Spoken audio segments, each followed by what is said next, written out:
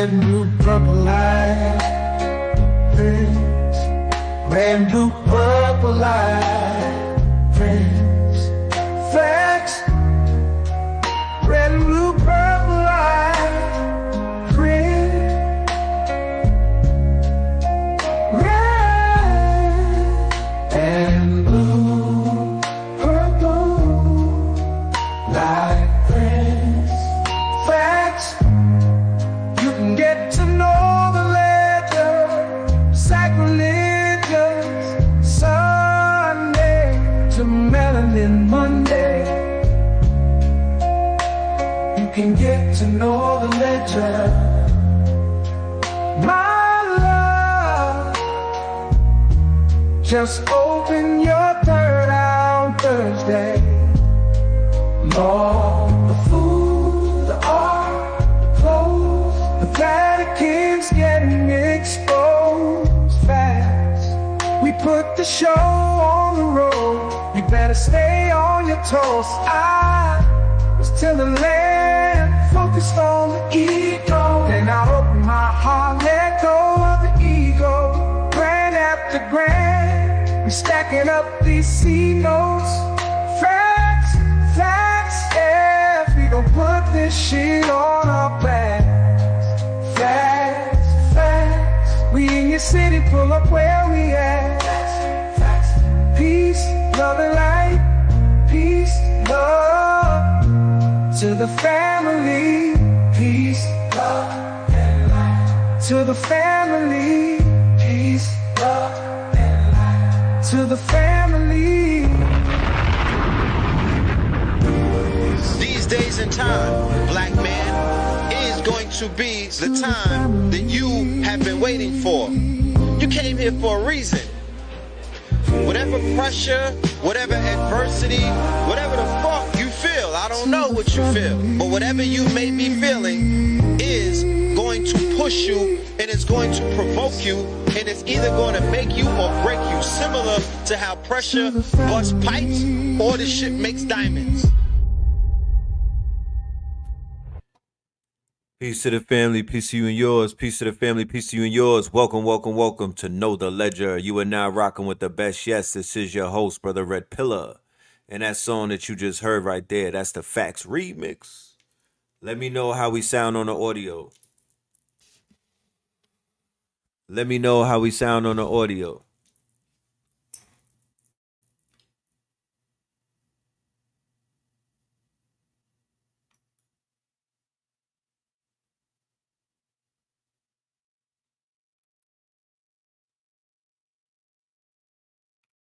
We sounding good? We sounding good? All right, awesome, awesome. Let me know at any point when we have any issues with the sound, all right? So I could fix it, okay? Peace, love, and light to everybody pulling up in the building. Peace, love, and light to everybody pulling up in the building. I just want to say greetings. Happy Monday to all. All right. Today we're going to have a conversation. All right. And this one is going to be dealing with our endeavors, our new initiative that we are moving forward with.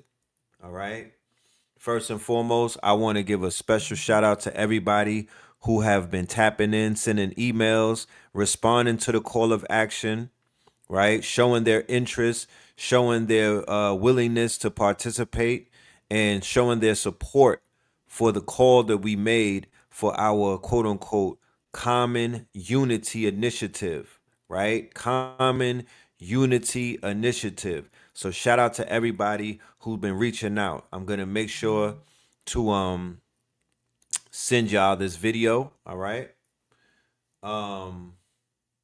Yeah. Let us do the roll call. Let's see who's in the building, and then we're gonna proceed with today's episode. All right. Today's episode, we're gonna be dealing with all of the things that this initiative is speaking about. So you could become very familiar with the initiative that we are moving with. All right.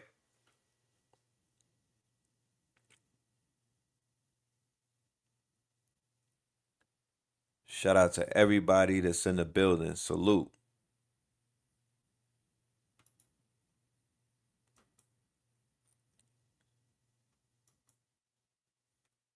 All right. We got Orange, New Jersey in the building. Shout out to Orange. Shout out to Vegas. All right. Shout out to Minneapolis. Shout out to Trenton, New Jersey. Shout out to Harlem. Shout out to Tucson.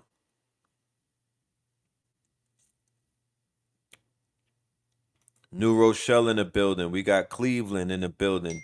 Dr. Manhattan in the building. Pennsylvania's in the building. Khalifa's in the building. Denver's in the building. Brooklyn in the building. All right. Got Trenton in the building. Cali is in the building.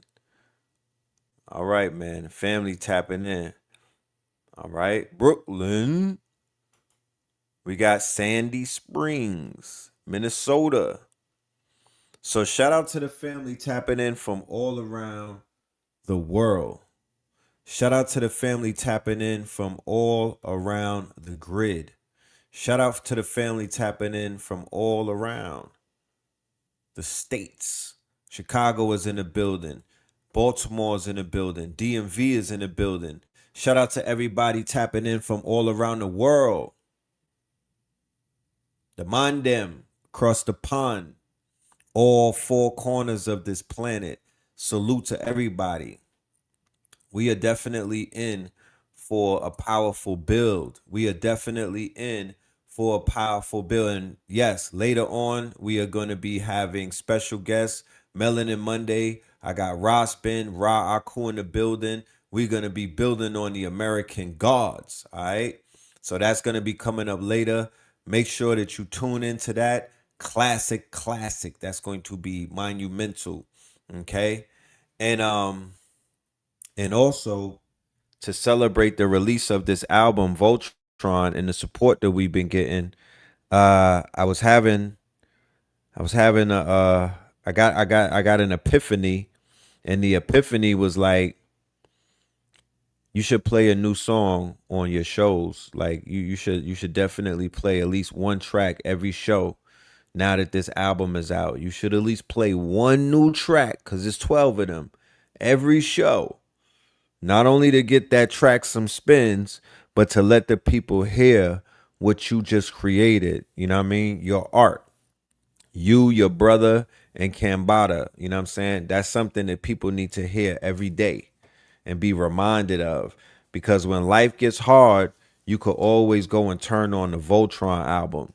When life gets hard, when shit gets difficult, you could always go to the Voltron album. It's going to do what it needs to do for you. And that's only volume one. When life gets hard, when it gets challenging, you go and throw that Voltron volume. I'm telling you, it's gonna hit differently. I was at I went to an art festival in Grant Park, right? That's in Atlanta. My mom's called me and was like, "Yo, come out here."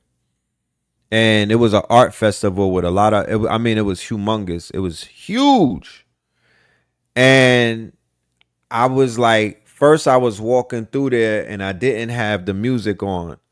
Then I put the music on. I had some headphones on. I turned the music on, Voltron, and bro, I was literally in my own world. I seen people talking to me, but I promise you I didn't hear them. It felt like I was walking in a movie, bro.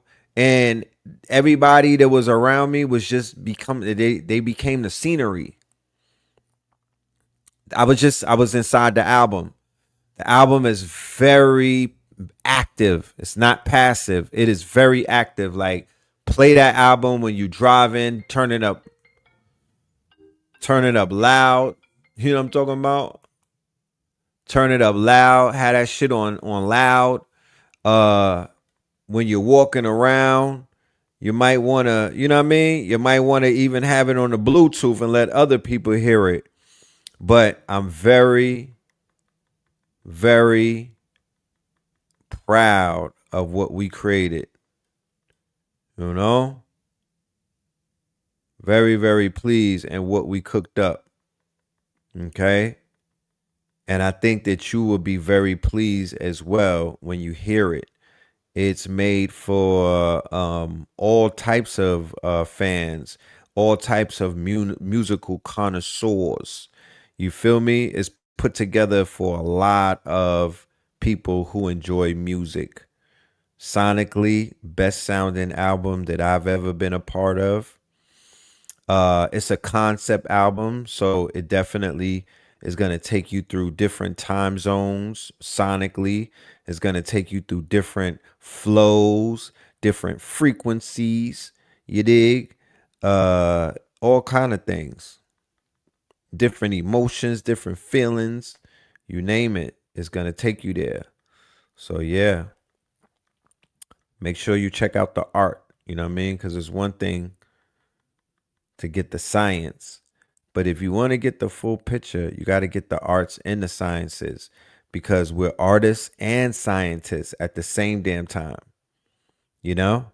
And you can't have one without the other. It's the Academy of Arts and Sciences, right? It's not just science, but it's also art. Because think about it. When you really think about it, right? It's of no coincidence that some of your favorite artists, right, rapper artists, are actually artists. They are actually real artists as well. They draw, they paint, they do comic books, right? You said, where can we hear it? Great question. Thank you for asking that. You can hear it when you buy it.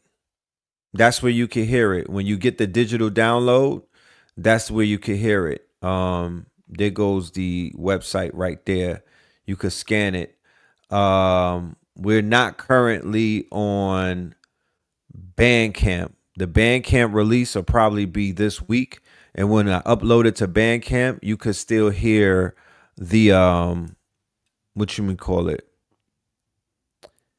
uh you could still hear you'll be able to hear samples of every single song.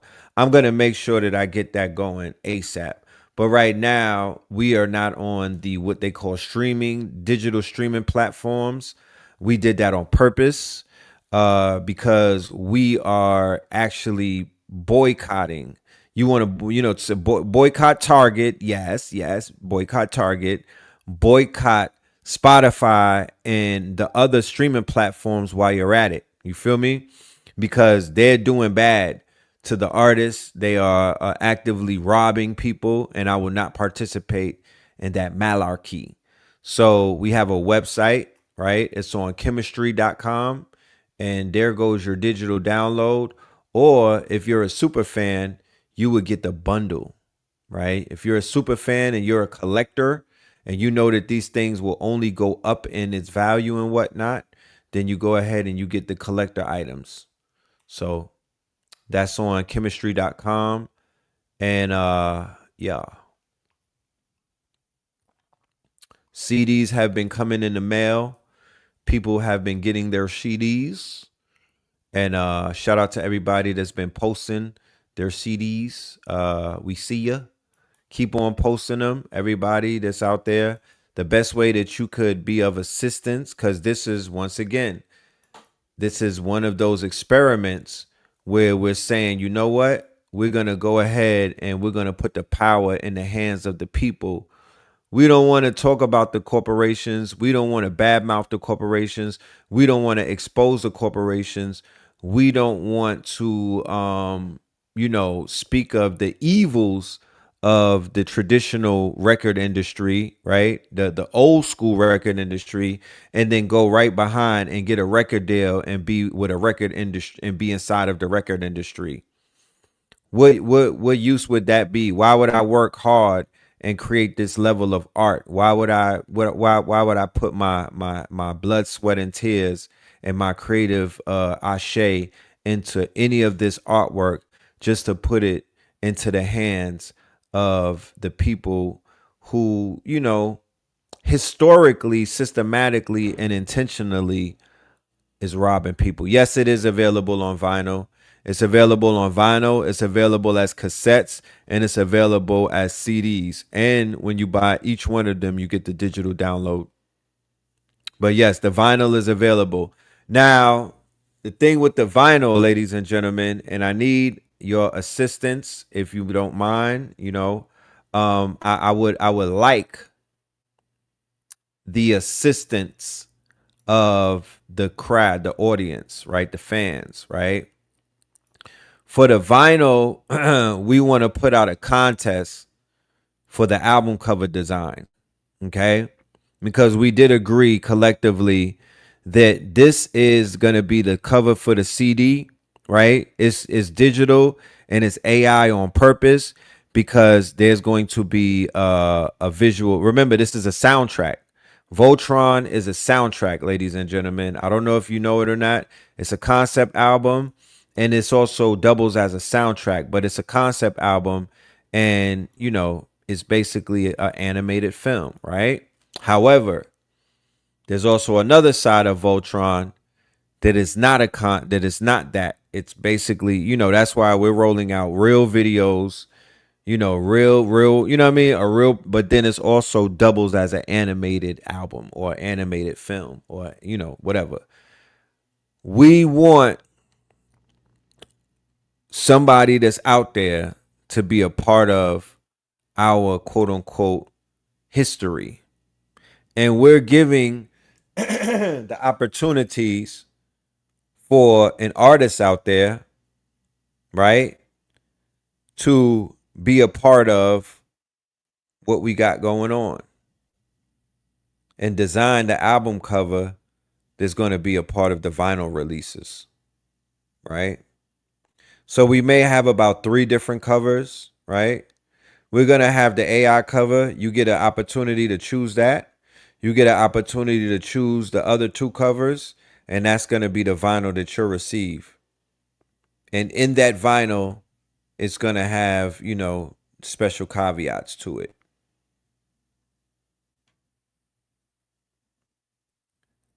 I do have a special album cover that I'm going to share. Very proud of this. This is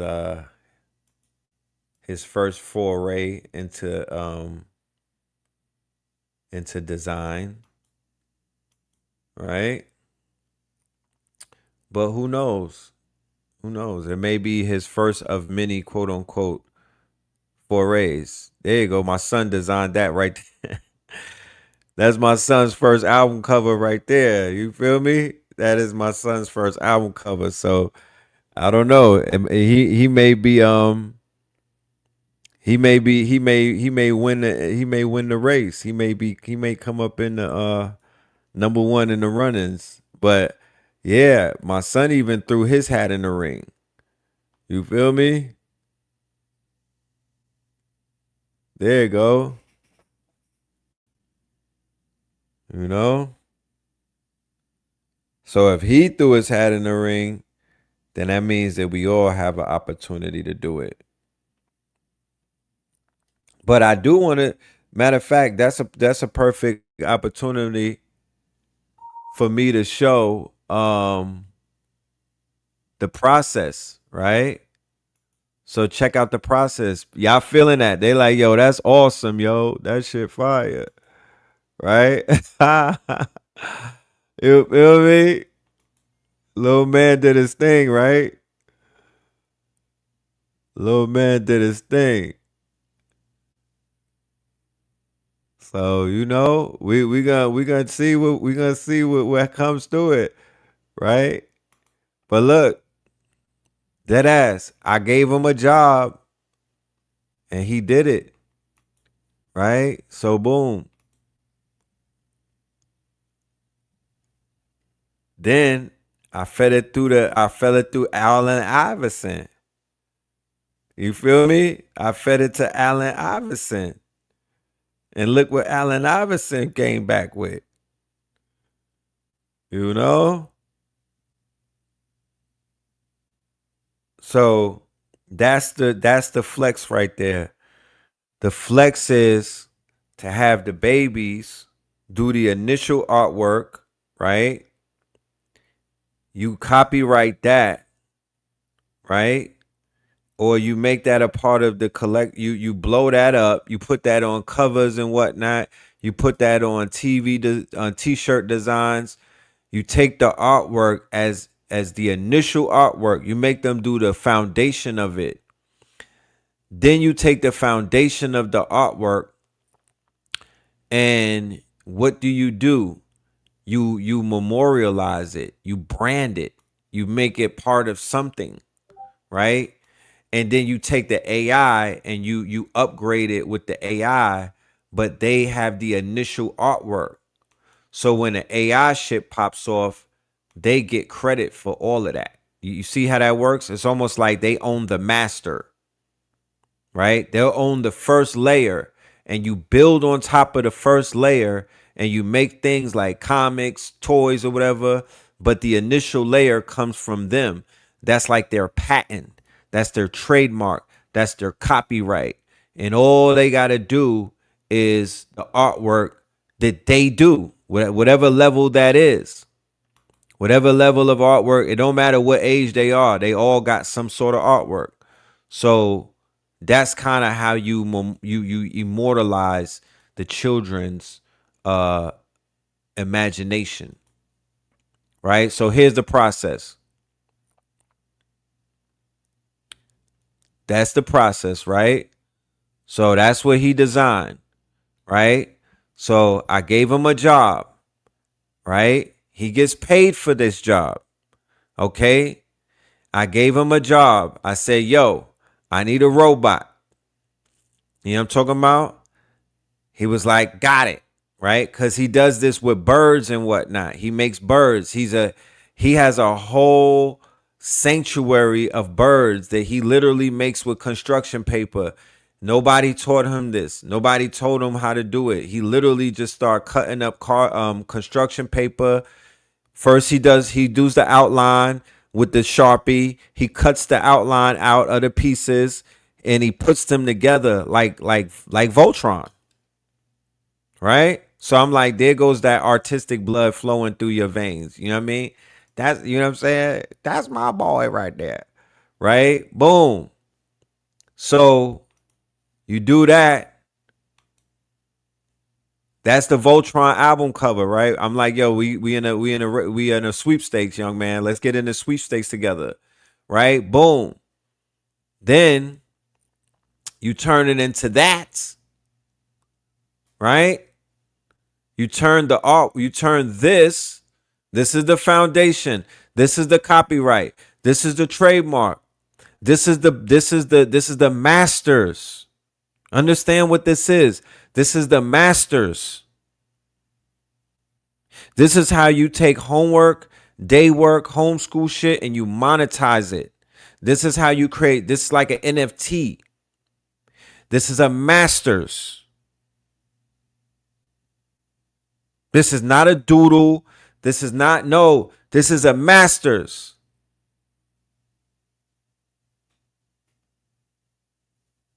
Then boom, you turn it into that. Now, when you turn it into this, you could breathe life into this. Sort of like how people consecrate toys or dolls. You breathing life into it is basically just giving it a voice. Remember when we would watch Transformers and it's Megatron and they had the big one that was like the planet and whatnot. You didn't know how dangerous he was until he says something. Right? Galacticus. You give it the ill voice on 11 Labs, or you use the open source fish or whatever ones that they have. They got open source 11 Labs. You can make this thing a powerful voice. Unicron. When you heard Unicron, it was like earth shattering.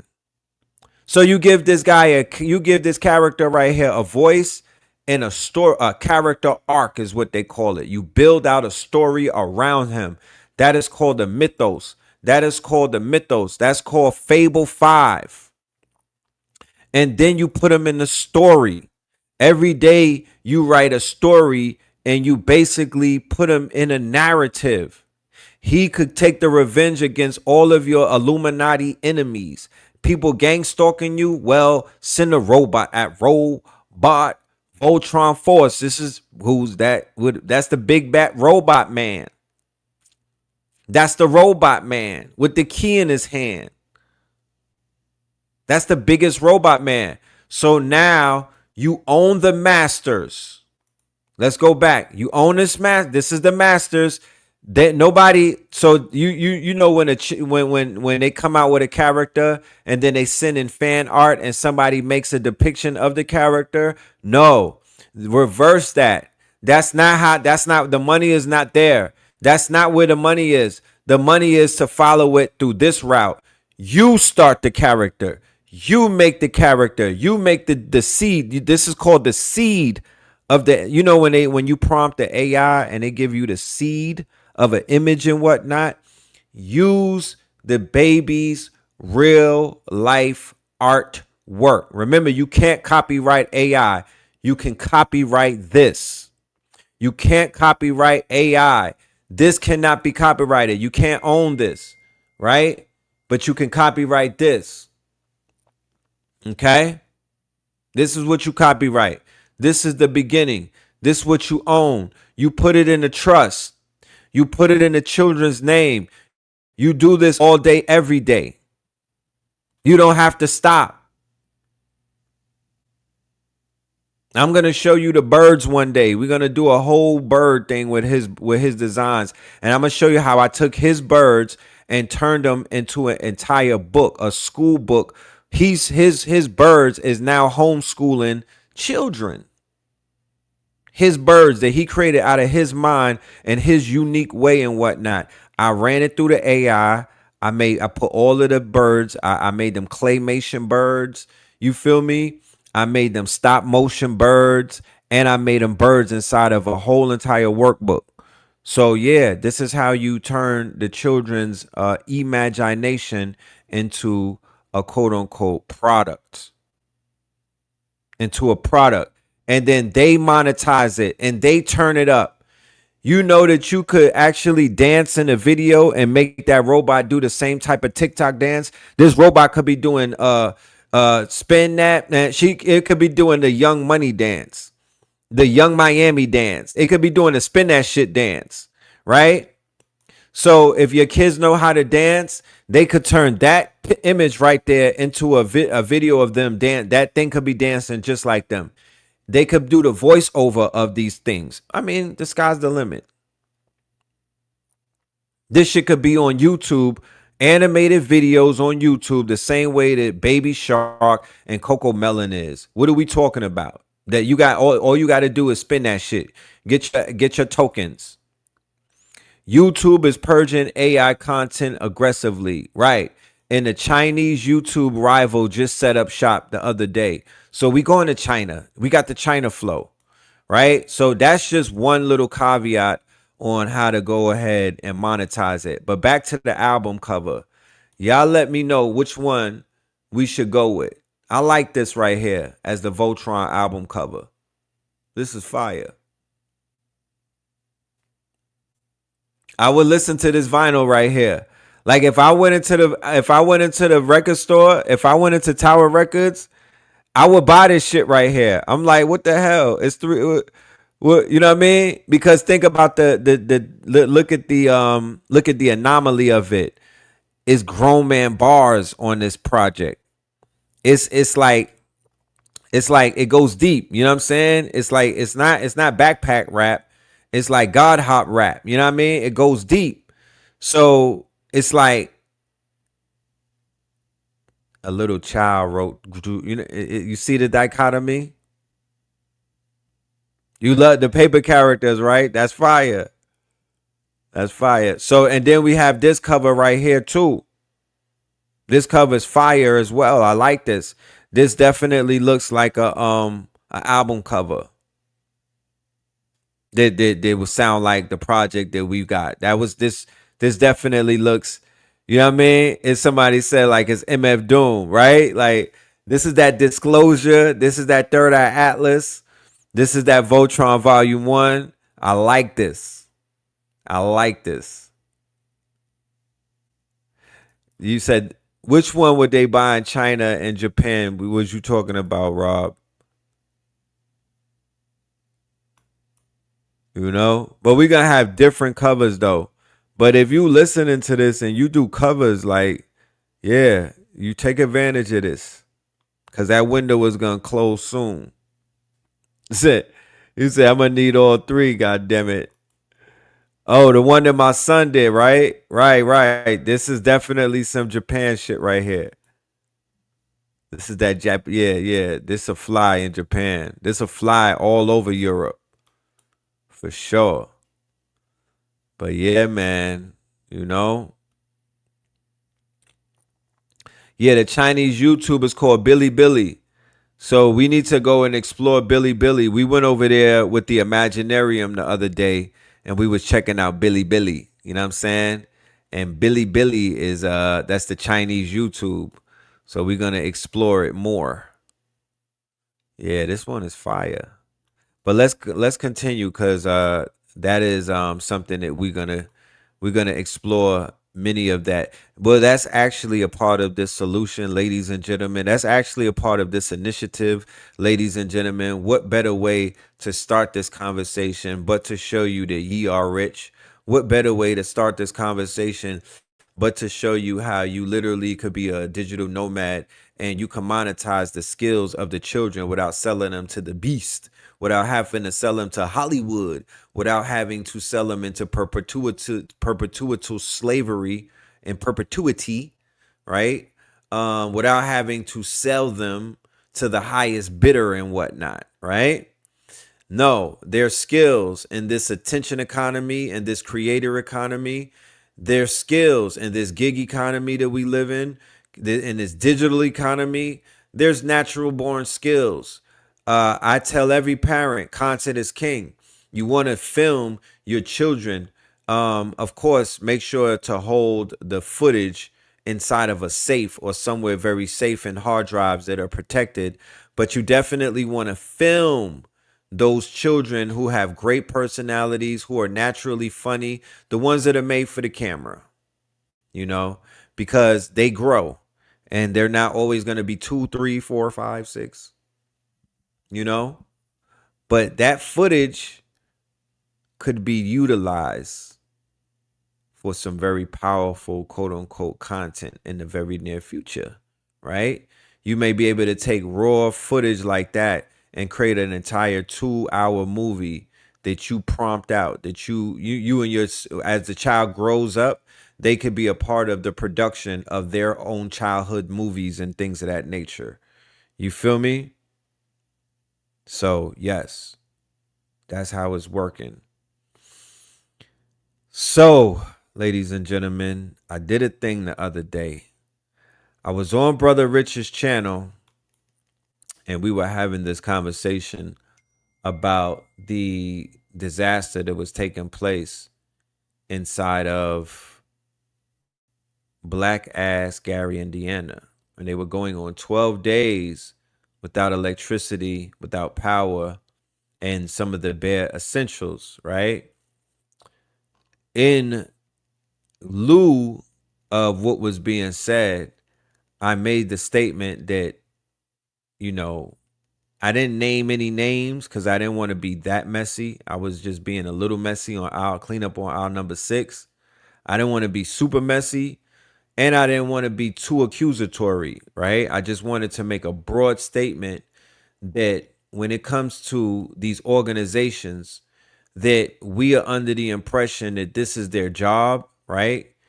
When we're under the impression that this is their lane, right? Because inside of social media and inside of this community, these communities that we belong to, we assign people to specific lanes and whatnot. So I was under the impression that that lane of helping our people, or that lane where people are basically doing the social activists, right? Who are, you know, signed up to not only be the voice of the voiceless, but also to be at the aid and the beckoning and calling of our people in times of crisis. I was under the impression that this was something that that our people was doing, right? I was also under the impression that some of the rappers, right? Some of the athletes, some of the quote unquote financial advisors and the financial community. I just thought for some moment that they would be a part of the solution and that they would go live and say, hey, we're sending $50,000 worth of goods down there. They would go live and say, hey, as a result of the F.A.C.T.S being so successful, and I did mess up and say something against black people, and we all going, viral every day for the wrong reasons. Hey, I'm gonna prove the haters mad and just cut it. I'm just swipe $100,000 and donate it to the people in Gary, Indiana, or I'm gonna send a truck down there with one of my trucker friends. You know what I mean? And we're all gonna get together the same way that we got together at the VIP Black Tie Affair and send some bread to Gary. Like we're gonna send 100 generators, right? Like I thought things like that were just gonna happen, but it didn't. And Brother Rich said, well, what are you doing? And I was like, word, that was a great question, because I didn't want to use no excuse. I didn't want to become an excuse type of person and be like, nah, that's not my lane. My lane is to watch it happen, right? I didn't want to say that.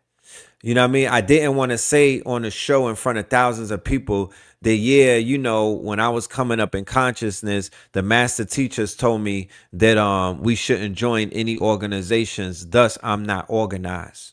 I didn't want to say that. I didn't want to say, nah, my job is to teach the people AI and shit. I'm an AI course developer and I do Imaginarium and fantasy complex industry. And I'm only doing Melanin Mondays and Third Eye Thursdays and Techno Tuesdays and Sacrilegious Sundays and Saturday Night Live. And I don't do, in-person type of things in disaster areas. Nah, I didn't want to say that because that wouldn't be accurate. So what happened after I got off that show is that I began to sit down with myself and come up with some of the solutions in my own mind to say why I'm not, quote unquote, why I'm watching the thing happen in Gary, Indiana, and I don't have anybody that I know that I can call on. And the people that I thought would show up and be there for people in need have shown me that they won't be in need. So if they're not there for them, what makes me think that they'll be there for me? So I was like, you know what? I need to be the change that I want to see. You feel me? I need to be the change that I'm going to be that I'm talking about is not happening. One of the things that I could do with the power that I have, with the network that I have, with the influence that I have, with the passion for this that I have, is that I literally could put this on my shoulders and I could get it started. So what I did is I initially, this is even before the show on Rich, I initially said on this channel that I wanted people to start sending in their information because I wanted to put together a master list, and I wanted this master list to be in the dossier so we could basically start getting together and having these powwows, these conversations, these Zooms, and these quote unquote face-to-face meetings and whatnot, and these gatherings so we could start preparing and prepping ourselves, not for disaster. I am not a doomsday prepper, and I am not preparing for disaster. I'm building for tomorrow. That's all I'm doing. I am building for tomorrow. How can we come together for common unity to build while things are being destroyed? How do we come together to build while things are being destroyed? I'm not doing nothing in fear. I'm not ever doing nothing in fear. This is not reactionary. This is proactive. This is not I'm not doing this out of fear. I saw what happened in Gary, Indiana, and I took notes. That's not fear. I saw what happened in Gary, Indiana, and I took due notice. That's not fear. That's awareness. That is awareness. That is exactly what consciousness is about. If you had awareness as to who was going to win the game, how would your life change? If you had awareness as to who was going to win that fight with Clarissa, how would your life change? Would it not change for the better? If you knew who the hell was going to win these games, would it not change for the better? That's what awareness is. Some people have total awareness and some people have some of the awareness. I'm here to bring you total awareness. We are building prediction models. We are building prediction markets. We bringing on astrologers, people who are soothsayers, fortune tellers, right? And we're building tools in order for people to gauge that shit. Forget all of that speculation. It's time to show and prove. I'm building out models so if people say, "Yo, I could predict the future," then you gotta prove that shit. Cause there's people out here getting paid for that. So if you are not getting paid for it, at least you gotta prove it. What you talking about? Them days are gonna be long gone. But check this out. So I had to really sit down and ask myself, are you even built for this? Is this something that you want? And I had to come to the conclusion 1000% that this is what I want. This is part of my passion. This is something that I've started years ago. And this is something that I'm going to pick up and we're moving with this thing. So this train is officially at the station right now, ladies and gentlemen. This is phase 1 of Common Unity Initiative. This is sponsored by F.A.C.T.S.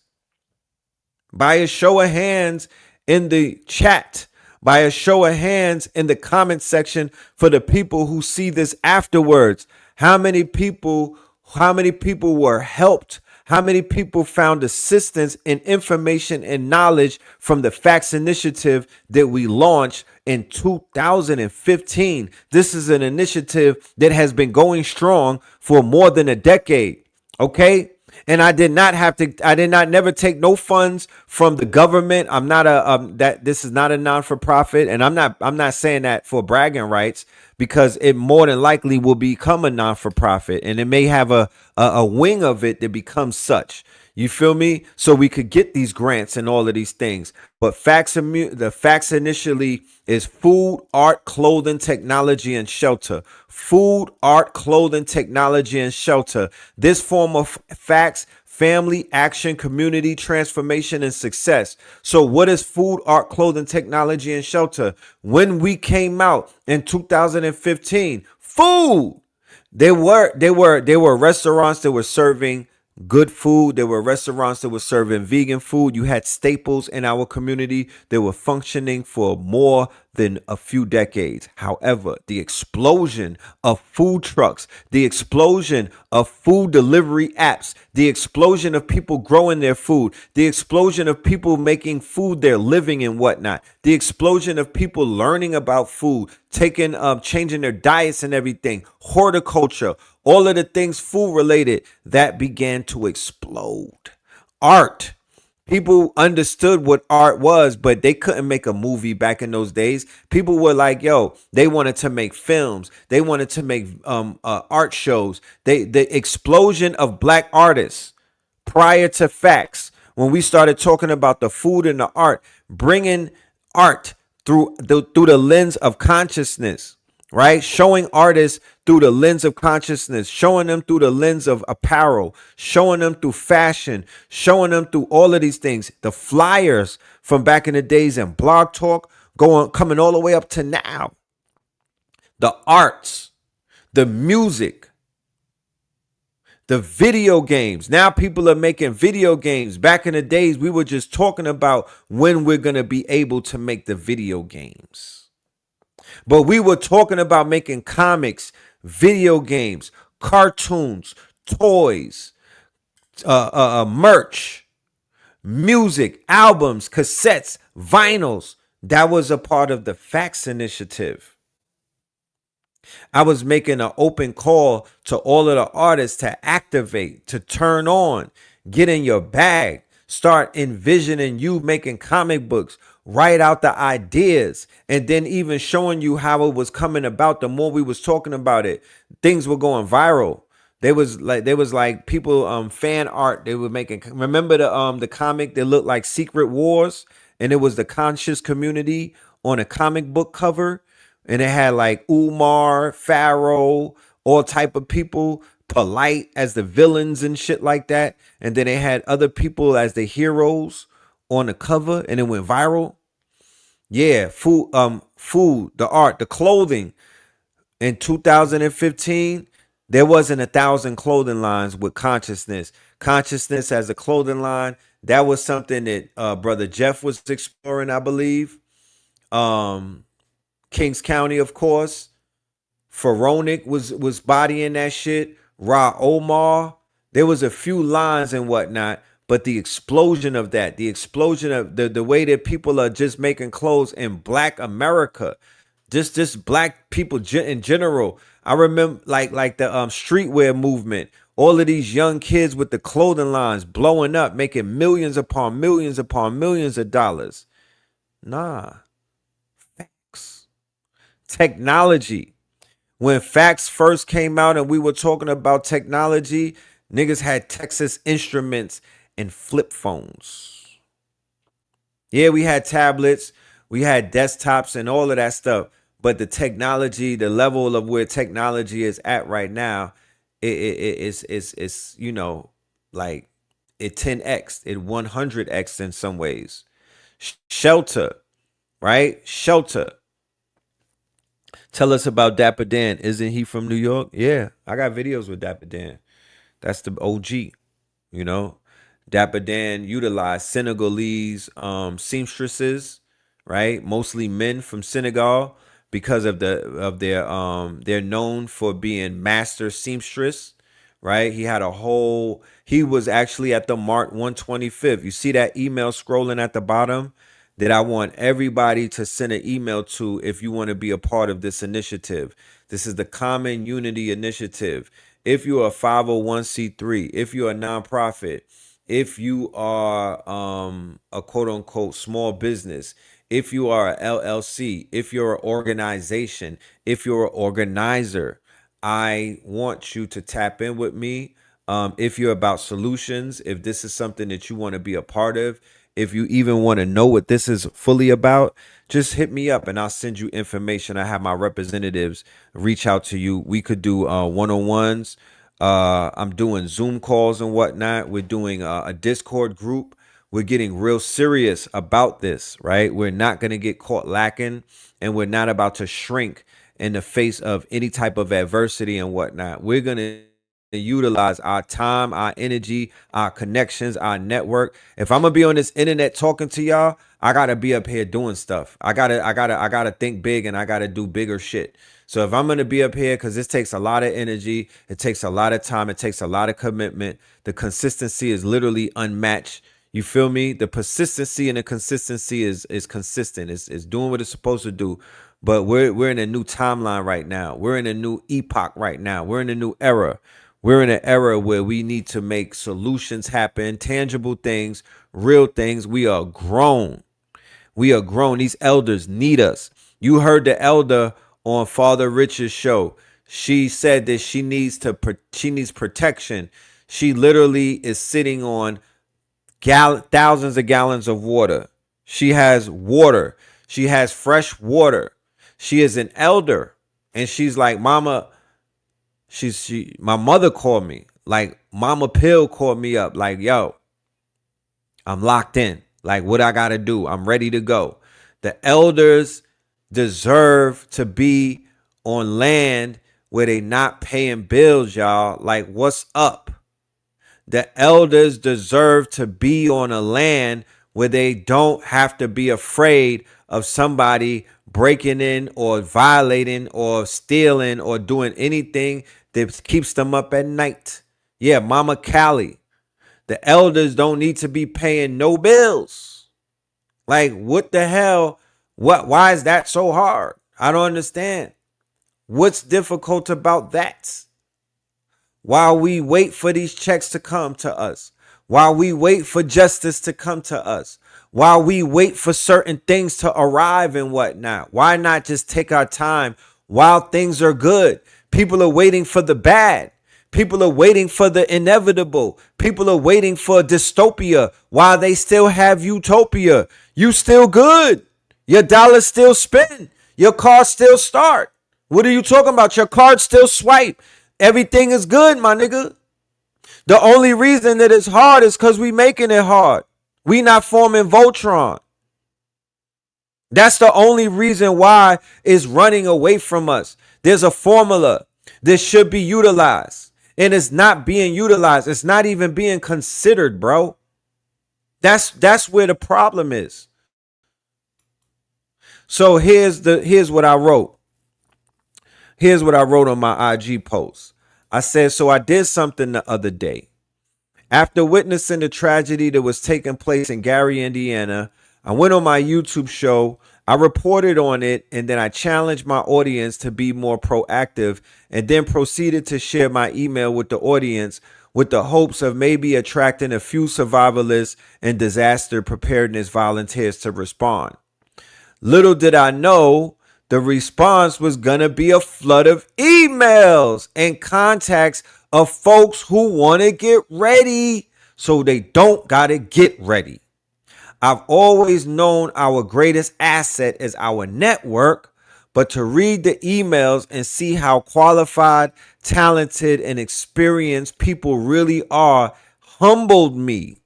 Then last night on Radiohead Rich YouTube channel alongside Professor Griff, I made a similar call for action and they responded with an overwhelming amount of emails. I couldn't sleep because my mind was in overthinking mode, and ancestors visited me in my dreams and instructed me to push this line even stronger because they said the only thing you are lacking is organization and structure. I've been wary of organizations and groups since the early days of the conscious community, primarily because the master teacher said to avoid groups and organizations and focus on self. In other words, man, know thyself. Fast forward 20 plus years later, the part of myself that I know fully is my eagerness to be of service to my people skills and the passion that I have to see the elders, the children's, and these families safe and prosperous. So here we are with a call for action, a pledge to use my knowledge in AI and technology to build more tools to bring the tribe together and to solve some issues. A commitment to develop a system so we don't have to be asked out waiting on the government to govern us, and to never rely on Hollywood niggas and bougie boule blacks to save our lives in case of emergency.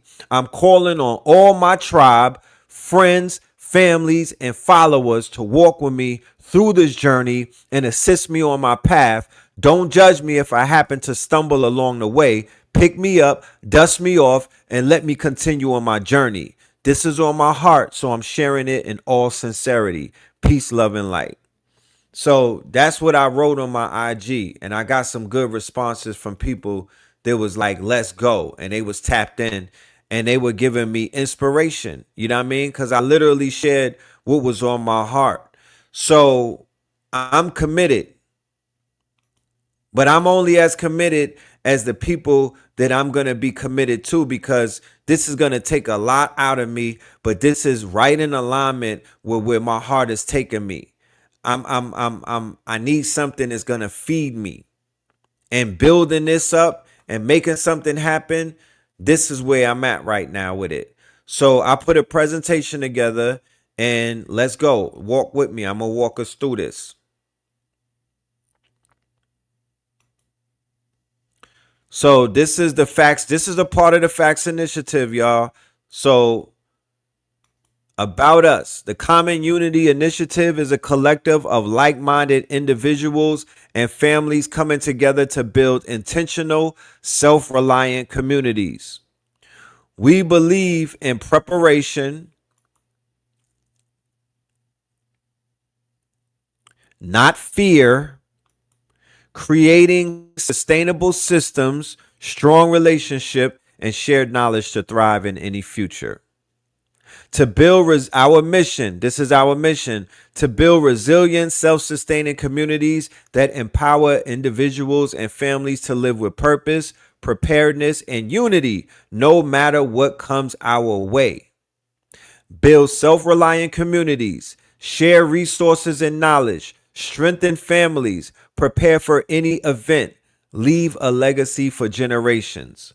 What we do: build and develop off grid infrastructure and sustainable living spaces, grow and produce food forests, gardens, livestock, and preservation systems, store and preserve water collection, filtration, and long term storage solutions, secure and protect community safety, emergency planning, and defense strategies.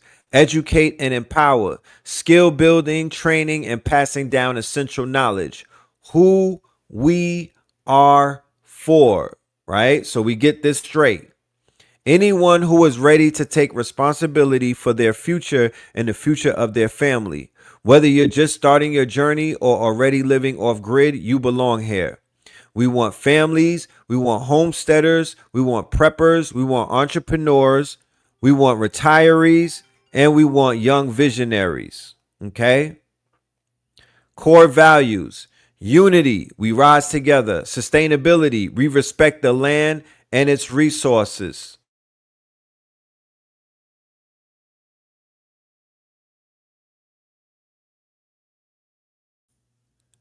empowerment, we take action and build skills, right? Integrity, we lead with honesty and trust; legacy, we build a better tomorrow. Okay?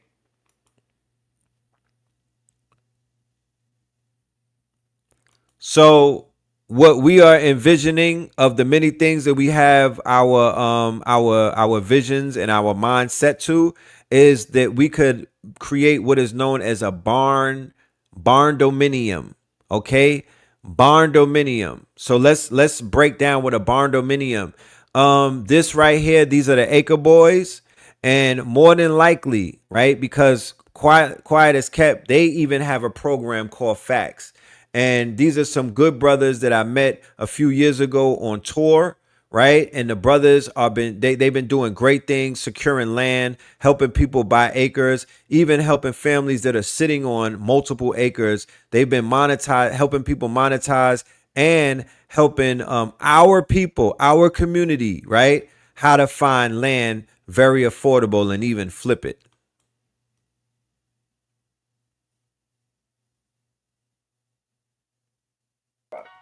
Everybody wants a family compound, and they condominiums can be built. Condominiums can be Let's go. Condominiums can be built for as little as 150,000, and here's why they taking off. Let's talk about it.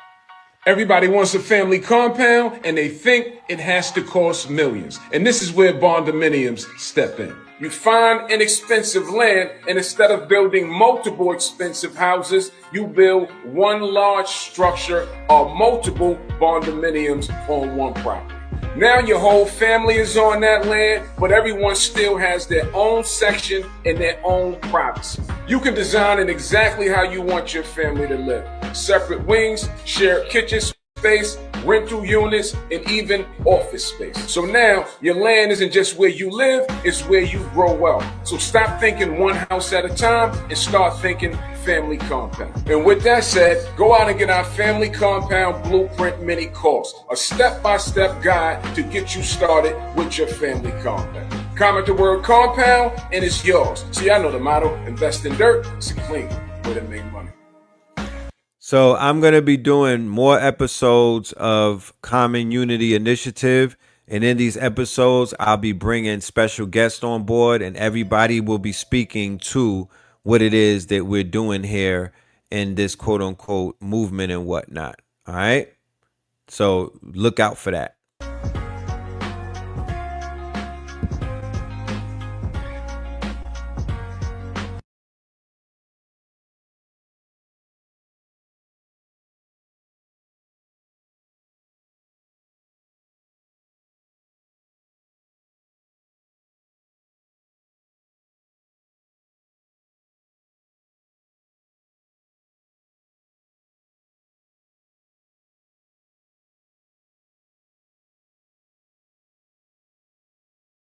So these are the barnariums, as you can see.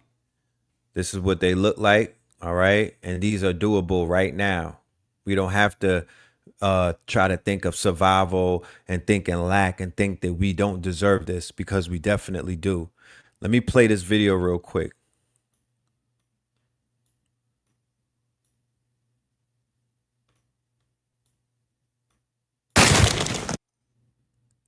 Let me show you how people are getting together and what they're doing with their resources, right?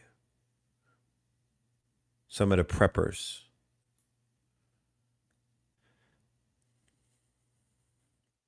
We'll come back and cover all of this. I just want you to check this out.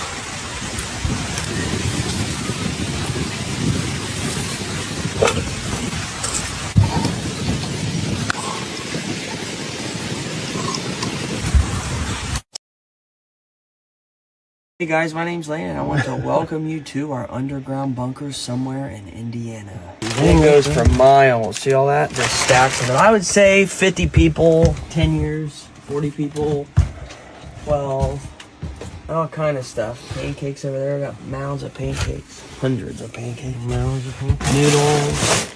We check the stock on it from time to time. Throw out what's bad. A lot of coffee. All our meats are down there. Apple sauces. It's rice. You got your white balsamic vinegar for salad. We got all of our powder, bread flour. We got our Larry salt seasoning. What you see here is rice and beans. You got pinto beans. You got rice and white beans. We got beans for days. And this is all Augusta Foods. Augusta Farms. Look into Augusta. It's a good prepper food. It lasts 30, 40 years. It's good, and it's good for you. Oh, it's not full of sodium. Come down this way. Yeah, this is hundreds of thousands of dollars worth of stuff. So this is hundreds of thousands of I dollars. think you've got like 400,000.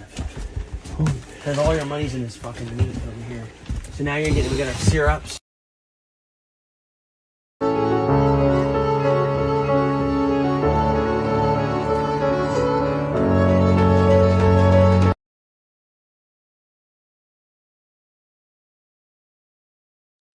So Stop hoarding bottled water. That wall of cases in your basement isn't a water plan. Those 2-year dates, that's the bottle failing, not the water.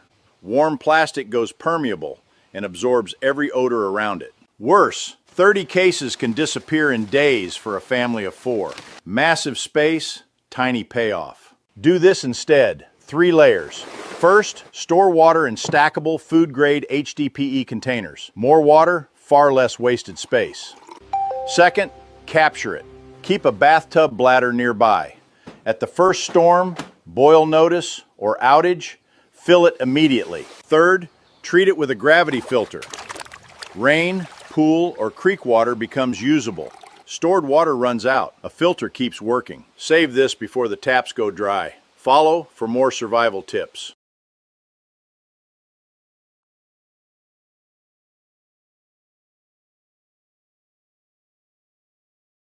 you heard what he said. Stored water runs out. A filter keeps going. Right? Something as simple as that completely just changed my whole entire way of seeing water storage and water filtration. If it rains somewhere, you should be able to survive because you'll be able to turn rainwater into drinkable water. You'll be able to turn all type of water into drinkable water with a portable filter. With the right type of filter, you could turn seawater, right, into drinkable water. Comment the word SMART and I'll DM you the video on how you can create an on-demand water supply for your family.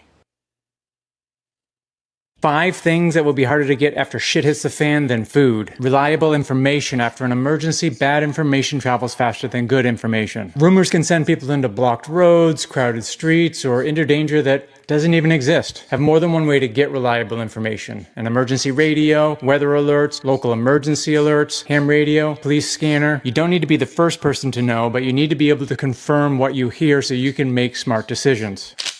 Prescription medications. The food in your pantry, you can probably stretch that if you had to. Most people can't stretch prescription medications. A missed refill can be a lot more dangerous than getting low on groceries. Have a backup supply, if possible, of all the medications you and your family members take, and, ideally, a backup supply of antibiotics. But Derek, I can't just get a prescription for antibiotics. Actually, you can. There are a number of online companies that do this. You go online, you fill out a health questionnaire, a doctor reviews it, approves your prescription. They market these to preppers and people who travel a lot. And the company that I found has the best low-cost basic kit, Ozio Medical. The other thing I like about them, if you want more of one particular medication, you can add that onto your card at checkout. If you want to check them out and save an additional 10%, write RX down in the comments and I'll direct message you a link to the company with the coupon code CASH. When the grid goes down, ATMs aren't working, credit cards aren't working, your cell phone isn't working, cash is king. But Derek, in a real collapse, cash will be useless. I'm going to invest in brass and lead. Yeah, okay, if it's a Mad Max scenario and you need to just get fuel out of the wasteland, cash is useless. It's just paper. Real crises, when the grid goes down and end is in sight, cash is king. Clean water. After a collapse, even if water is available, clean water may not be. What's worse, people will drink contaminated water, then get sick, and try to seek medical help that may not be available. Store water before you need it and have the means to both filter and purify it. 2 different things. If the tap water's running and you're unsure about it, hit it for a rolling boil, 1 minute. Fuel. It's what keeps cars moving, generators running, chainsaws cutting, and in some cases, homes heated. When shit hits the fan, gas stations will go empty before you know it. The lines will be so long, sitting in them will be pointless. You don't need to hoard gasoline. That can be dangerous, but you should certainly have some on hand to get you through. I've done videos on gas storage before. In a nutshell, metal containers. You know those dirt bikes, right? You know those dirt bikes? Or shit, all the way from the scooters that they have, those electric scooters, all the way up to like a motorcycle cycle, like a Kawasaki. But dirt bikes, motorcycles, scooters, sit-down scooters, stand-up scooters, those 2 gasoline canisters in your garage or something, or your basement, that will help you move around places a lot faster than a sedan, a car, even though, you know, maybe if you got to move around, but if you have to move, of course, you want a damn U-Haul, right? You don't want to leave stuff behind that you need. But if you got to move around and maneuver, you should learn how to drive those bikes. Feel me? You should learn, you should learn, have one of those somewhere just sitting. Gas stabilizer, ethanol-free fuel. Follow for more prepper tips. So let's go back a little bit. All right, let me walk us through this. Okay. So the barnarium is goals, right? This is what I'm gonna do because I don't want the email to get in the way of the presentation. I'm gonna put it in a QR code, right? I'm gonna put the email in a simple QR code, right? Because right now, all we're doing is collecting information. We're not raising any funds. We're not doing anything of the nature. We're just collecting information. This is phase 1. Okay, this is phase 1. So right now we just want information. We want the family to tap in. Okay, we want the family to tap in and just bring just give the data, the email and the phone number so we could get in touch with you and send you information. When we do send information, we're gonna send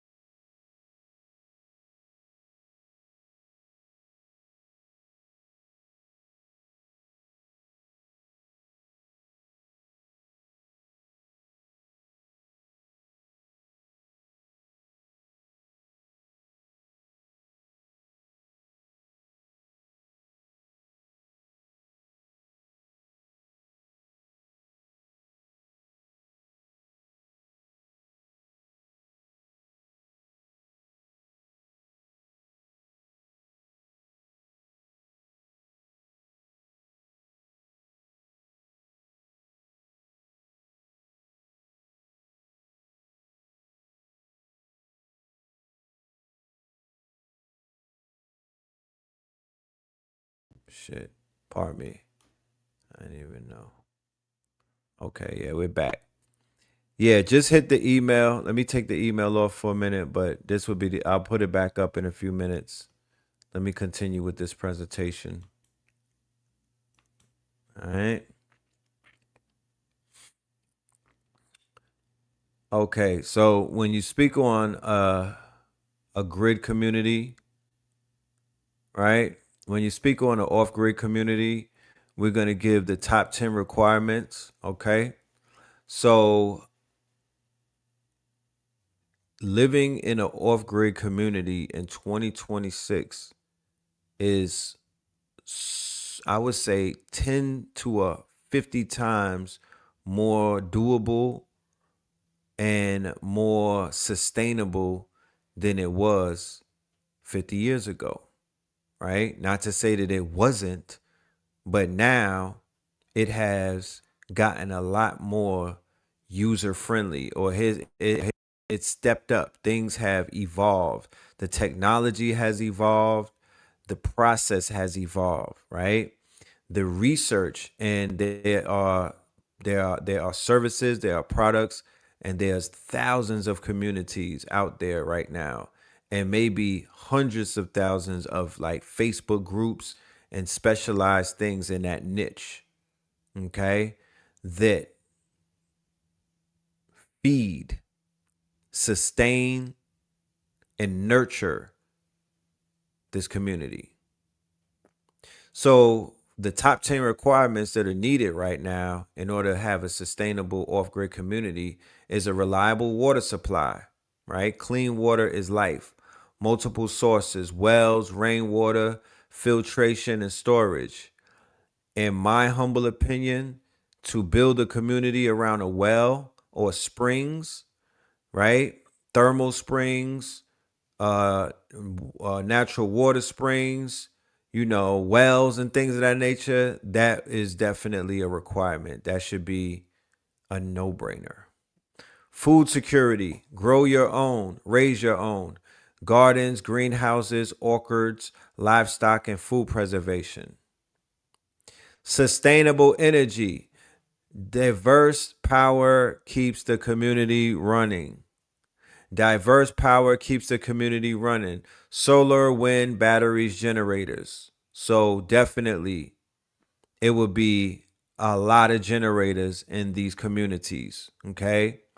So before we say we should spread around thousands of generators amongst the network, which is we will all have, our goal is to all have a personal generator in our place that we domicile. Let's say that we don't live inside of a common unity. We don't live inside of a off grid. We may just be a part of this initiative and we still live in a city and whatnot, or we still live in a house. Well, yes, the goal, the requirements is to have at least a generator, right? Because as we can see, we are note takers and we are going to learn from everything that's being done. Gary, Indiana, Choco, Columbia, all of these places are they're just showing you tests. There's literally dress rehearsals.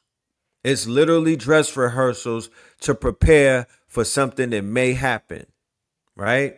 So if you learn from it and you develop the quote unquote the opposite effect, you develop the solutions, then not only will you fare better, but you will become reliable to other people. You now will have a use case in other people's lives, in other situations, because shit is definitely going to happen. If I could put a prediction on things, is shit happens. Right? So we in a shit happens business now. We're in a shit happens business right now.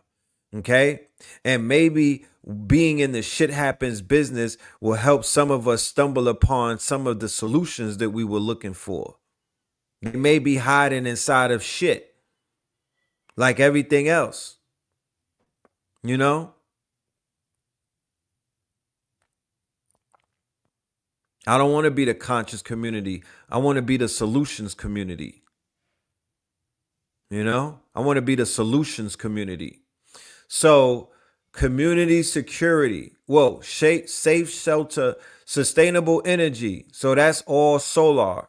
That's just solar the hell up. Things are just solared up. It's solar on all of the roofs. There's solar farms on the land. We could get it for the low. We got contacts with people like Nature Jab and whatnot. There's a whole I got a segment in this presentation where somebody built an entire truck out of solar panels, and the truck is just on a highway collecting energy all day. So for my truckers and whatnot that are out there, um, that are trucking and whatnot, that are getting to the bread by being truckers and whatnot. So you'll have truckers moving from community to community to community. Those truckers are gathering power in their solar panels. So when they're dropping off the product, they're also dropping energy off. You dig what I'm saying? They're also going to be dropping off energy. So, um, we have sustainable energy, solar, wind, batteries, and generators. But of course, and then of course we got scientists and engineers in this community who could create energy utilizing the Taurus magnets. You feel me? Free energy. Okay. Shout out to Lester Lovin and whatnot. Safe and secure shelter, durable, insulated, and built to withstand any crisis. Earth bag, container, tiny homes, or natural building. Right? So the buildings are going to be built to be sustainable. They're going to be built to be earthquake proof. We're going to use hempcrete. We're going to use monolithic dome structures and whatnot.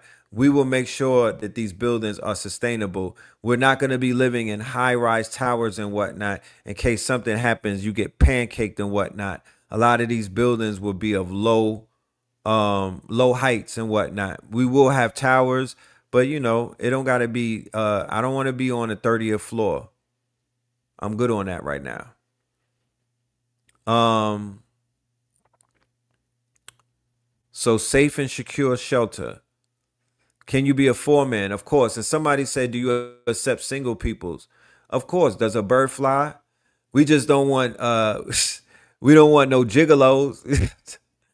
Let me stop. Yes, single people are allowed. This is not something that we're keeping nobody outside of. This is, you know what I mean? We're going to do vetting, of course. There's certain, there's going to have to be an assessment test that's going to be taken. And there's going to have to be a selection, right?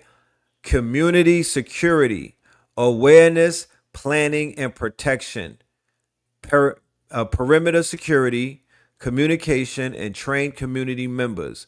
So we're going to have awareness, planning, and protection. We are not going to have flock cameras. We're not going to be spying on people. Okay. We're not going to be doing things of that nature. We're not going to be spying in people's houses and shit like that. You're not going to have the Ring camera on inside your house, but we will have security, and the security will look like us, talk like us. The security will be disciplined though, and the security will be effective. All right, and it won't have to be a over. We won't have to see a bunch of people, but we will know that we're protected. Health and wellness, physical, mental, and holistic health, first aid, herbal medicine, clean living, and fitness. Man, even if people have mental health issues, they're going to be able to get some assistance. They are going to have solutions. People who need that, they're going to get whatever they need in the terms of health and wellness. I right now am on the cusp of solidifying a distribution deal where I'm going to be the distributor for multiple brands. And all of these brands are dealing with health and wellness. Okay, so we are currently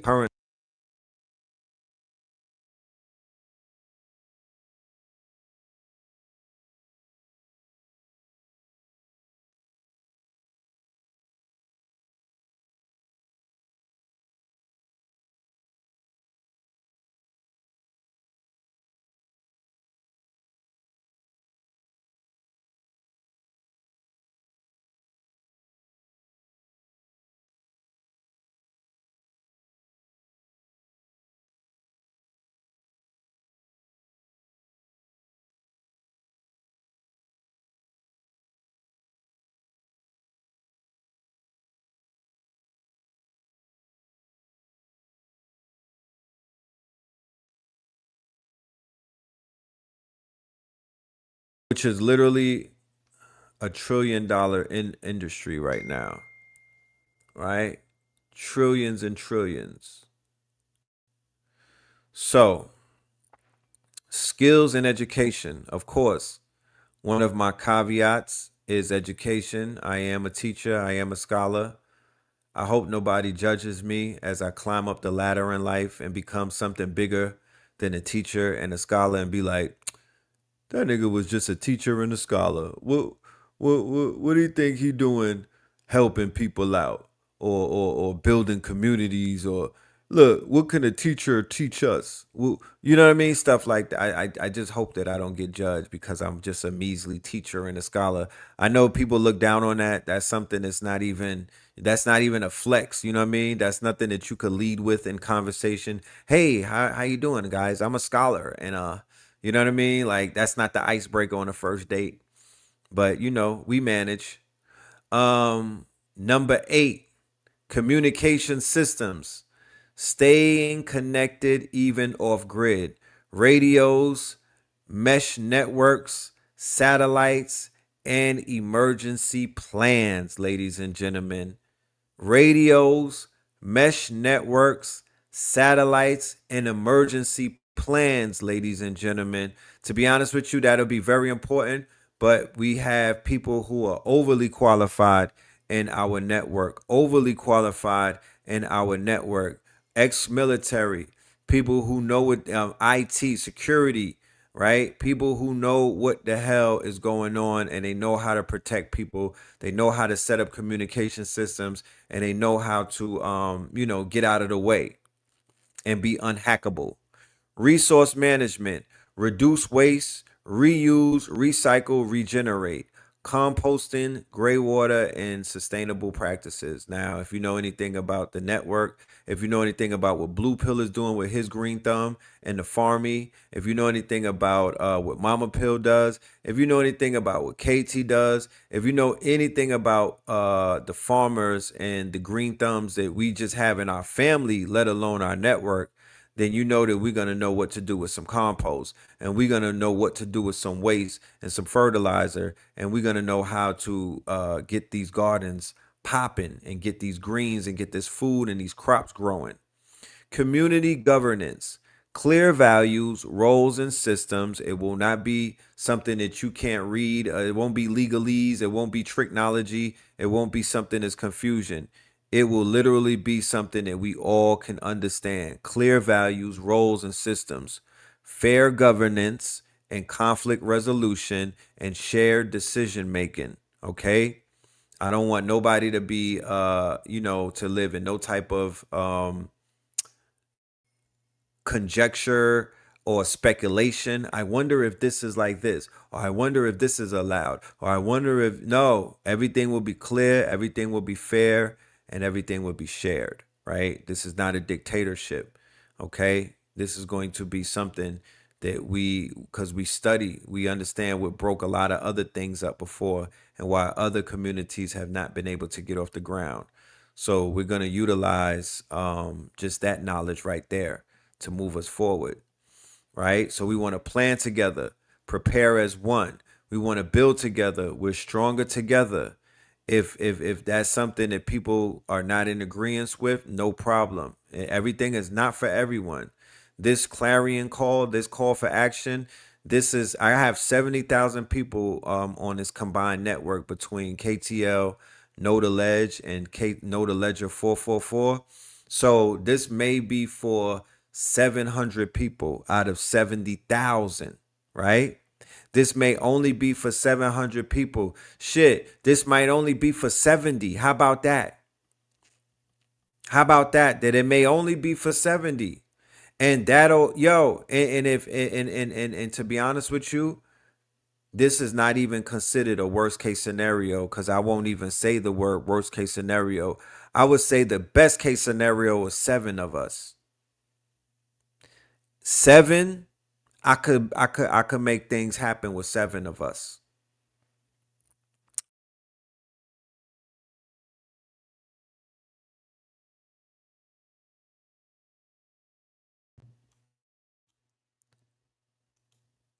That's just how confident I'm in us. 7. If I were to pick a 7, this yo Rob, let's make the video game. We start from 7, then we go to 70, then we go to 700, then we go to 7,000, right? I don't have a problem with making this a game. I don't have a problem with coding this out and gamifying it, because sometimes, you got to show people through the means of gamification in order for them to literally walk that dog. Yo, Rob, what's up? How that sound? We could make this we could make this a game. We could run this through Fable 5 and Mythos, just to show people what it's gonna look like when you do it. There's nothing wrong with that. There's no crime against that, ladies and gentlemen. We literally have to try everything out that works for us at this point in time. We literally have to throw everything at the wall at this time and whatnot, because we can't say that nothing works if we never try it. But I'm here to let you know it's all about the vantage point. My vantage point is that I belong to a whole entire quote unquote agency of designers, app developers. We building video games inside the Imaginarium. Like I know what my network is out here doing. And we got coders, we got developers, we got builders. They will ship. They will take the transcript from this show and start making tools and apps and shit like that, websites and all of that. So I already know, I know the power that I got in my network. My network is my net worth. You see, ye are rich. I'm not living in lack. I'm not be lacking, my niggas. You know what I'm talking about? I'm living in wealth. I understand what I've been doing in this network over the decades and over the years and over the last few months. So I'm like, yo, this, if y'all want it, if you really want it like that, this shit could be Farmville on your phone, but it also could be real life. So 8 things that every off-grid home needs, right?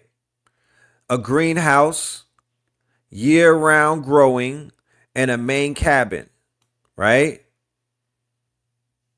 All of these could be built in a span of a month. Self-sufficiency, home and heat, right? And we got all of the ways to heat the house without even having the gas company heat it up. You need the chicken coop. You know what I'm talking about? Don't get on some don't be like Smokey in a chicken coop though. Food security and fresh eggs, I don't know about fresh eggs. To each his own.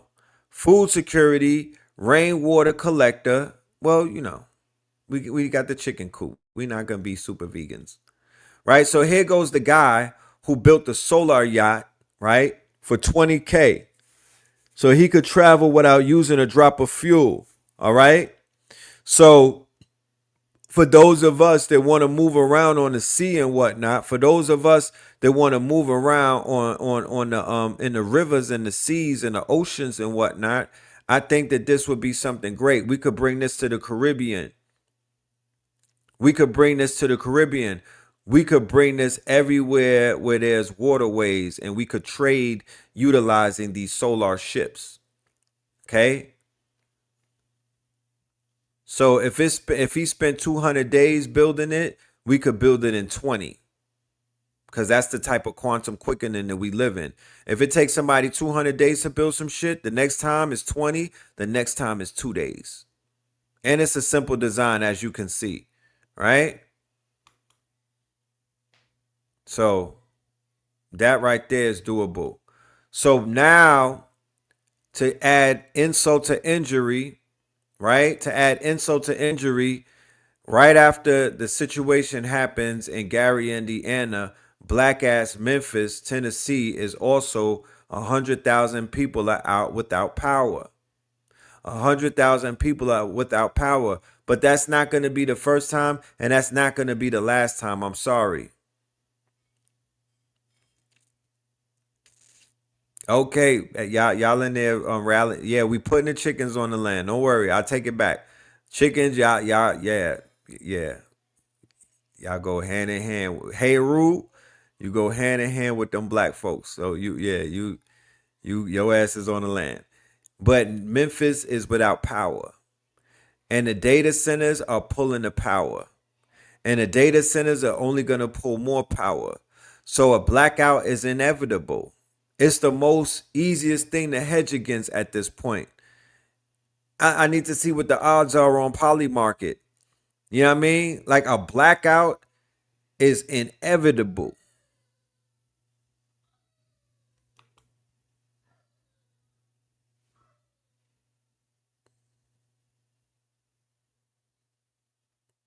Raising livestock. Here you go. Raise chickens, goats, rabbits, and bees to create a sustainable source of meat, milk, eggs, and honey. Grow your own food. Grow vegetables, fruits, and herbs to keep fresh, homegrown food available throughout the year. Preserve your harvest. Use canning and dehydrating to extend the life of your harvest and keep the food stored year round. Secure your water supply. Collect rainwater and maintain a backup well to keep clean water available for drinking, irrigation, and hygiene. Heat and cook off grid. Use wood stoves and rocket stoves to stay warm and cook without relying on modern utilities. Learn first aid. Learn medical and herbal remedies to handle common injuries, illnesses, and emergencies yourself. Have the right tools. Keep axes, saws, and essential hand tools for construction, repairs, gathering firewood, and everyday tasks. Generate power. Use solar panels and backup energy to maintain reliable electricity when the grid isn't available. Now, the price of solar panels and the price of generators are going to skyrocket very soon. You may want, if you're into the stock markets, if you're into the markets and whatnot, you want to get into those industries right there and either bet against, buy the stocks and whatnot, or you may want to hedge against other industries if you know what you're doing.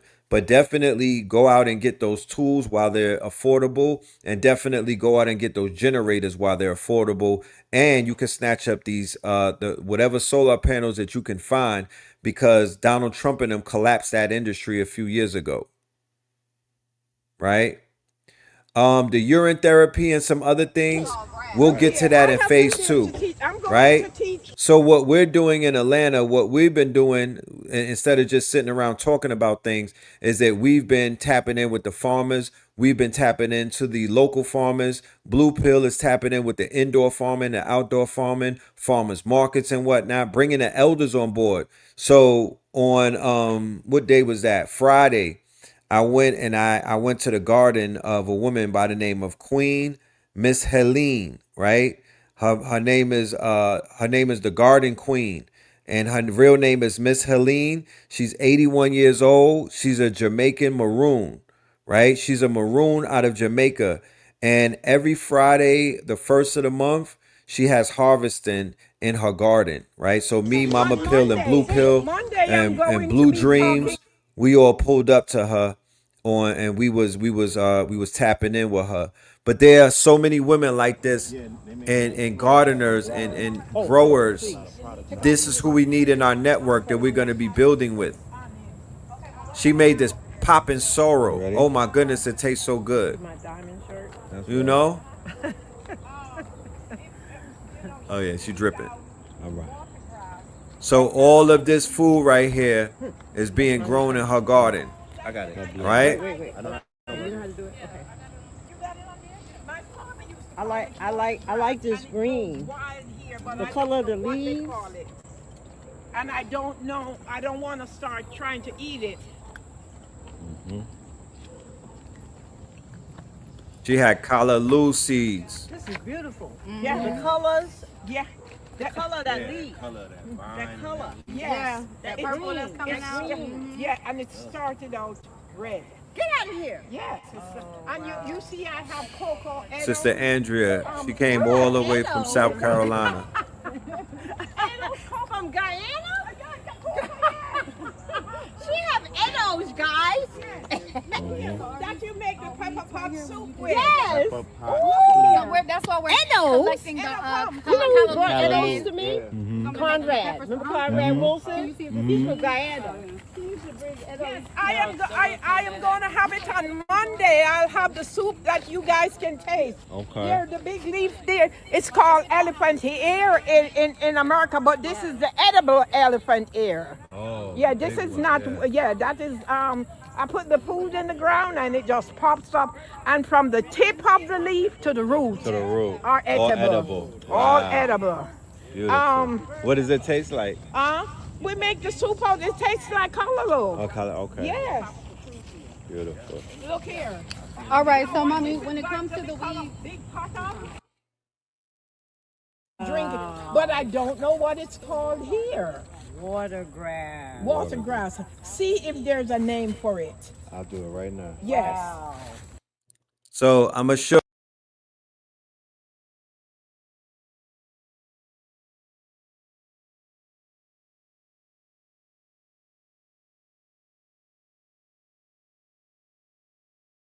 She wanted me to identify it, right? So I went and took a picture of it and I uploaded it to ChatGPT, and this is what it gave me. Right? So when you see a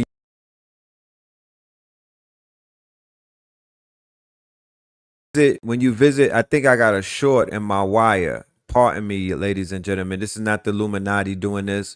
I believe I have a short in the wire of my microphone, and every time that I touch it, it mutes the microphone. So I'm going to have to get a new mic. But if you're ever foraging or you're in the garden and you want to know what type of plant that's in front of you, all you have to do is take a picture and upload it into either Google, Gemini, ChatGPT, or Claude, and it will give you the feedback. You see how that works? It will give you the feedback and whatnot. It will tell you what it is. So this is a Bengal dayflower, and I was able to tell her that it was a dayflower. It's antioxidant activity, it's anti-inflammatory, it's antimicrobial, it has digestive support, it has possible blood sugar effects, and it has nutritional value. All right. There's vitamin C in it. There's calcium, iron, potassium, and the B cardium. So just taking one picture will tell you all of that, and then boop, you already know what to do with that. You already know how that's going to affect either your elixir. You could eat it right there. So if we're going to be off the grid, we need that's where we use technology to give us some type of information and data so we know what's around us, right? It'll help you. I think they have an app specifically that does that. If they don't, we need one. Okay? It'll tell you about all of these plants that are in your neighborhoods. When I do roll call, everybody is from somewhere that has some real good food, some original herbs, some powerful crystals. Every shout out when we do roll call, y'all all live in places that are literally on the grid, and they all have magical shit. If this was a video game, y'all all are on the path on the Legend of Zelda. Right? There's a few plant apps. Y'all check them out. Right? I'm going to check them out.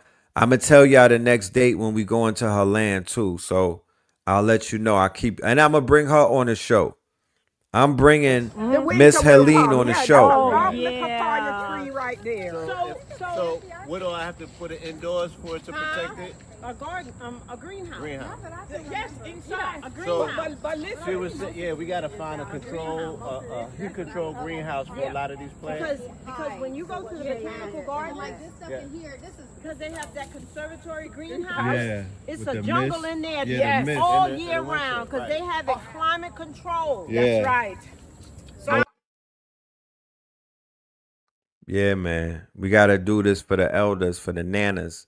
So these are some of the products that we have in our distribution line that we're building.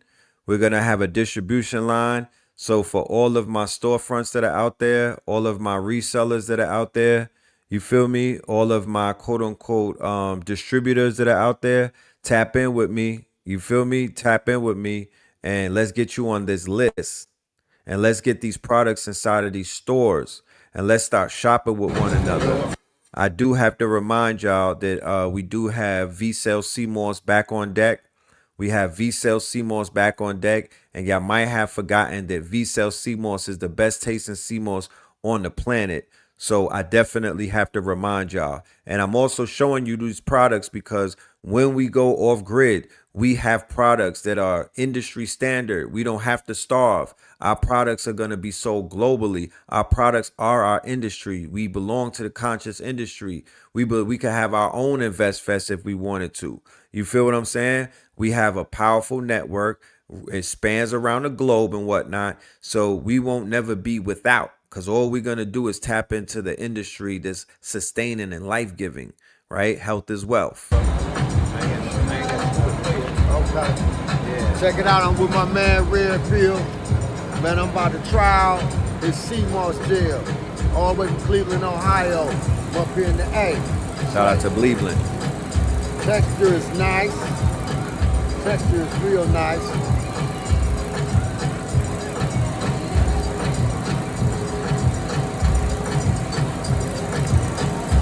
Ice cream. It tastes like an icing, man, like an Italian icing, man. Yeah, different. I'm fucking with that.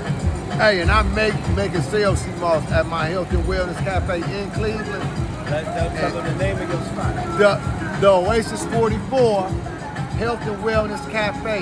The first and the only 420 friendly Health and Wellness Cafe in Ohio. Located in Cleveland. That's where you're going to find these CMOSs. Right here. He's going to be in Cleveland, Believe that. Know that.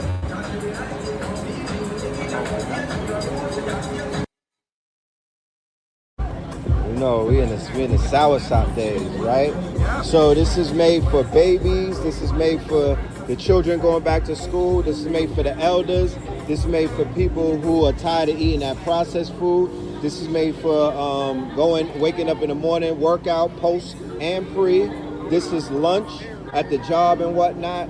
That's why we made it in the gel form. Soursop CMOS gel, V-Cell. It's frozen? It's like an icy. Yeah, it's like an icy.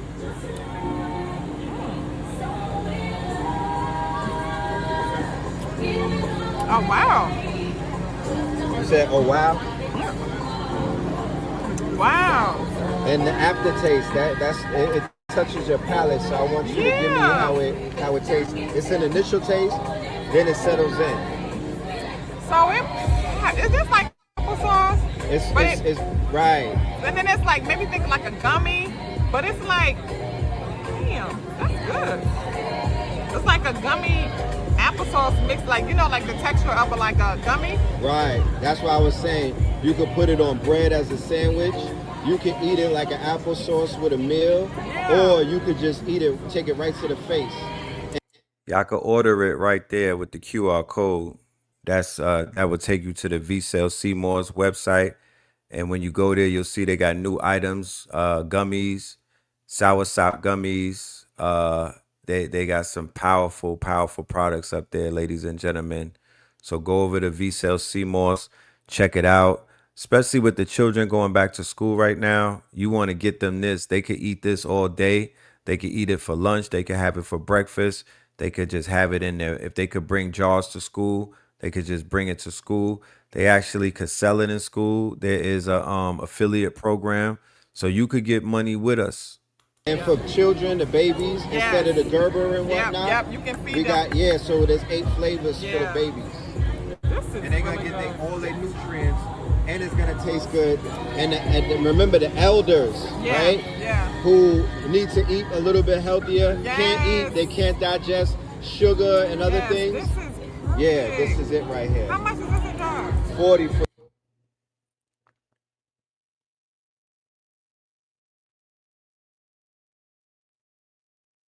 I'm gonna do more of these videos too, where people are tasting it on the spot. You know what I mean? so we could see. These are not paid actors, ladies and gentlemen. These are not paid actors. Okay. The jar.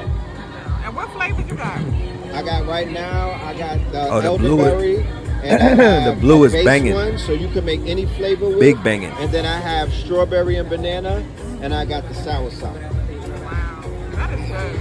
Yeah. Yeah, when I go visit my mother, I'm gonna connect with you to get that for her to give it to her, so she can eat it, because she likes like sweet stuff. But like this is like a dessert. It's like a dessert, It's right? like a dessert. That is dope. Thank you.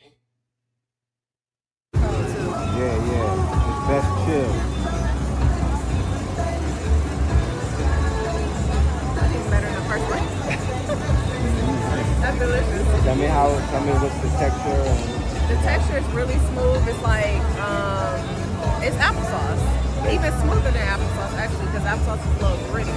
Right. Yeah, that's giving really smooth. It breaks down smoothly. Yeah. Is there like an aftertaste that you're feeling? Because there's an initial. Yeah, it tastes like berries, but it's like really, it's not like a popsicle, a berry popsicle, Right. but lightly sweetened. Right. Yeah. I'm so glad that you like it. Yes, that's that sour sop. All right. Listen, and we standing on it. The best tasting She-Moss gel in the world, from 8 to 80, and I'm talking about 8 days to 80 years, 8 days to 80 years old. You can feed it to the babies. Replace all of the Gerber and all of this other stuff. And That's these right. formulas. We have 8 flavors. This is pure nutrition. The 80-year-old elders who can't eat the solid foods, people who are having issues with the blood and the sugar and whatnot, all the way down to the person at work who wants to just take a little dip to get some energy, the person in the gym who wants a little bit of pre and post workout. You feel me? You could wake up in the morning and put this on some toast. You could put it next to the toast. You could put it next to the eggs and the potatoes and whatever you want. Put it on an oatmeal. V-Cell-C-Moss, y'all.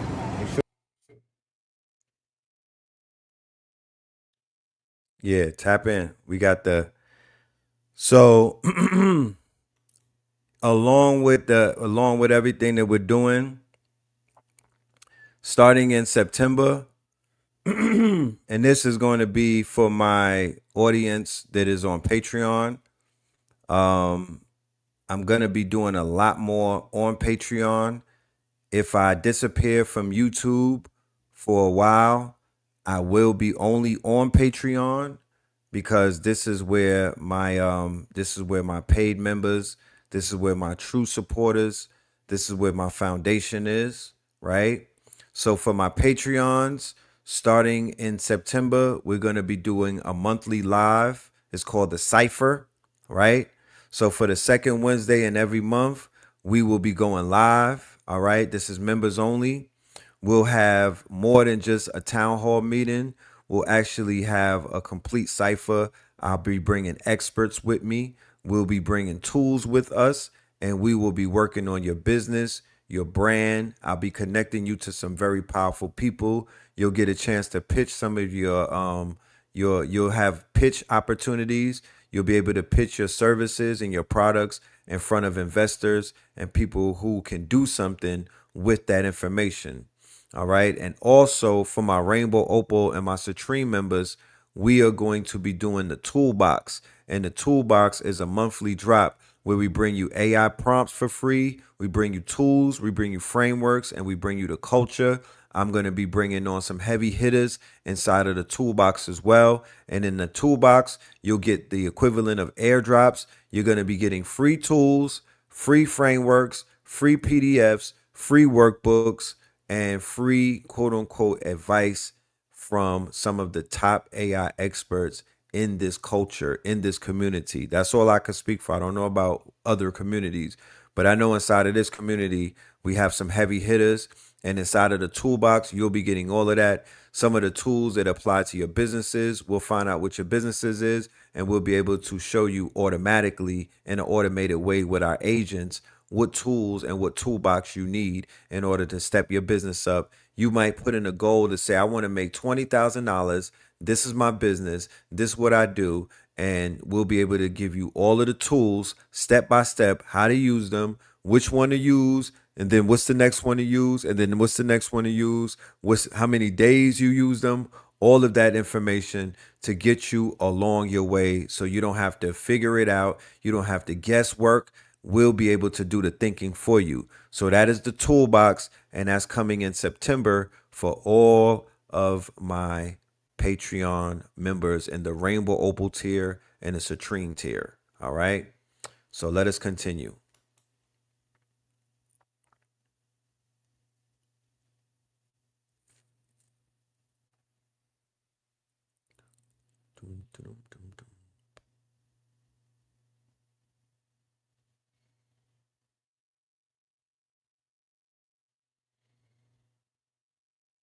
Once again, shout out to F.A.C.T.S and shout out to the A Game. All right.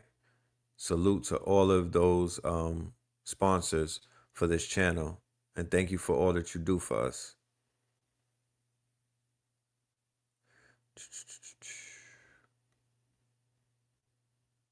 Let us move forward.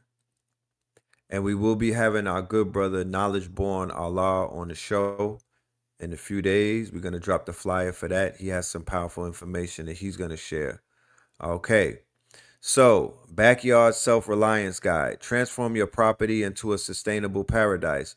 This brother right here, Brother Farrakhan, I'm aiming to bring him on to the channel as well to interview him. He's been doing a lot of work in the community. He is one of the caretakers of Hereafter Farms. Hereafter Farms.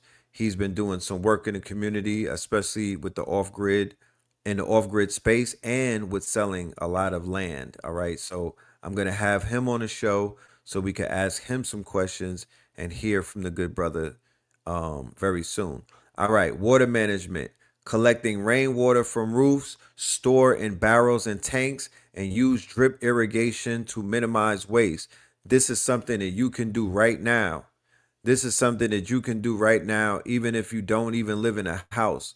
You could set it up to where you could collect rainwater, right? If you're not even collecting rainwater from a roof, I would say have some barrels somewhere where rainwater falls and be able to begin to collect it, right? Store it in barrels, store it in tanks, and use the drip irrigation to minimize waste. You don't have to use it for drip irrigation. You could store it. Off-grid power. Solar panels and small wind turbines can power tools, lights, and irrigation pumps. Okay. Composting. Food preservation. Medicinal garden. Very important. Growing healing herbs for teas, salves, and natural remedies, right? The herbs have use cases beyond just using them internally. They are salves, they are teas that you can drink, elixirs and things of that nature, and other natural remedies, spices, flavors. They have many use cases. A root cellar. What about more root cellars? Store root vegetables and preserves in cool, dark conditions for months, right? Root cellars, something that we should be more invested in. Vertical gardening. Maximize growing space by training plants upward on trellises and towers, right? Something that you put on the side of the house, you feel me? Side of the building, yeah, it can happen. Season extending. Greenhouses, cold frames, and row covers let you grow food year round, right? So boom, the top 10 blackest cities in America for August 2026. So South Fulton, Georgia, that's where Spence City lives, right? That's where Spence City headquarters is. So Spence City headquarters is in the most blackest city in America, ladies and gentlemen. That man's dreams, AI to acres, his dreams came true in the blackest city in America, inside of Black Atlanta. Then we got Jackson, Mississippi. A lot of family taps in from Jackson, Mississippi. I'm connected with family from Jackson, Mississippi. There's land in Jackson, Mississippi. Black-owned land in Jackson, Mississippi. Black farmers in Jackson, Mississippi. Opportunities in Jackson, Mississippi. Then we got Detroit. We plugged in heavy in Detroit. Every day we got a whole bunch of Detroit family. What up, though? they pull up. So Detroit, we talking black to you. Memphis, they going out with power right now. They got the whole these all of these places as well got the data centers, and they got the potential blackouts and whatnot. And these are going to be the places where they're going to experiment. These are going to be the places that are going to be either ground zero for our ministry and our works and whatnot and our prepping, right? We don't want to ignore nobody. We don't want to turn our backs on anybody. We want to literally target, geolocate, contact people, communicate with people, reach out to people, holler at some people, knock on some doors and whatnot, drop some flyers.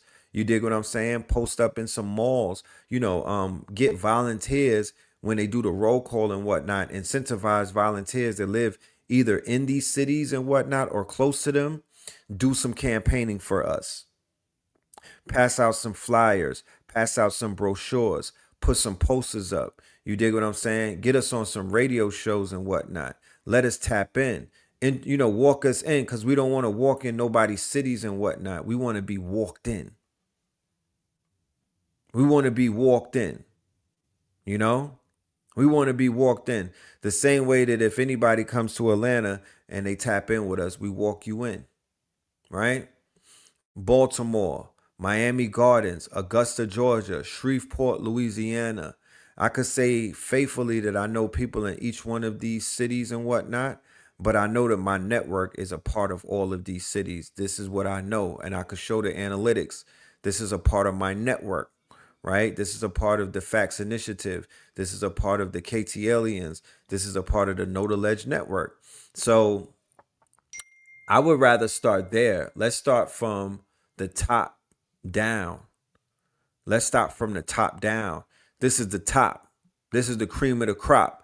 This is where the most melanin is contained. If they wanted to destroy melanin, if they wanted to disrupt the melanin, they would attack. They would probably drop.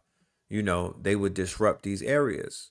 Okay, this would be the heart of where the pulse or the spark comes from. You don't know who's in these places, but I do know that we could start out in some of these places. And these are not bougie places. These are not expensive places. These are not places where the real estate,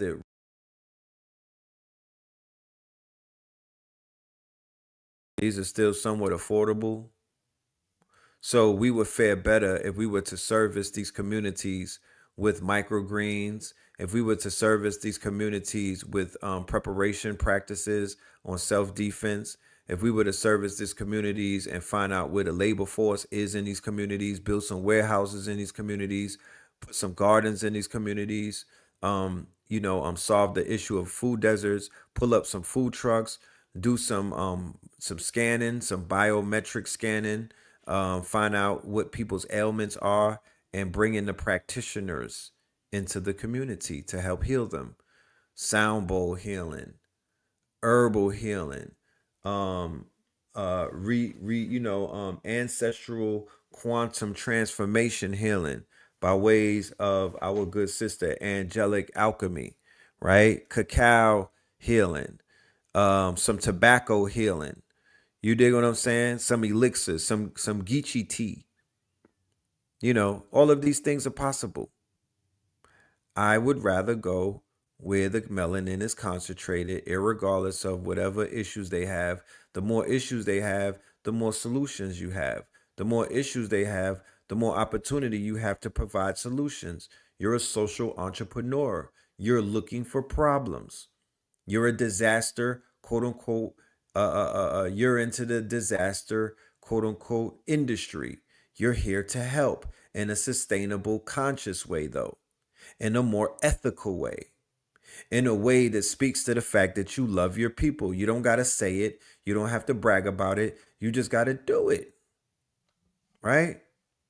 I would say that if we have a self-sustaining community, if we serve these 10 cities right here, regardless of where our community is, if we focus on this list and another list with 10 others, and then maybe another list with another 10, right? Because we want to go to the blackest cities in America. We want to go to the top 10 cities that have the top GPT of black people in America, like Silver Springs and whatnot. We're going to PG County and stuff like that. We're going to the top 10 blackest cities with the highest GPT growth. Then we're gonna go to the 10 blackest cities with medical issues like STDs, AIDS, and cancer. Right? Yeah, I don't even see Gary, Indiana in here. I don't know why, but Gary, Indiana is not in there. Because I mentioned that because once again, you want to show up where you can help the people at. And we have help. We have yeah, people in our community is they saving lives. They are saving lives. They got answers. All right. So how to prepare for a 7-day blackout. No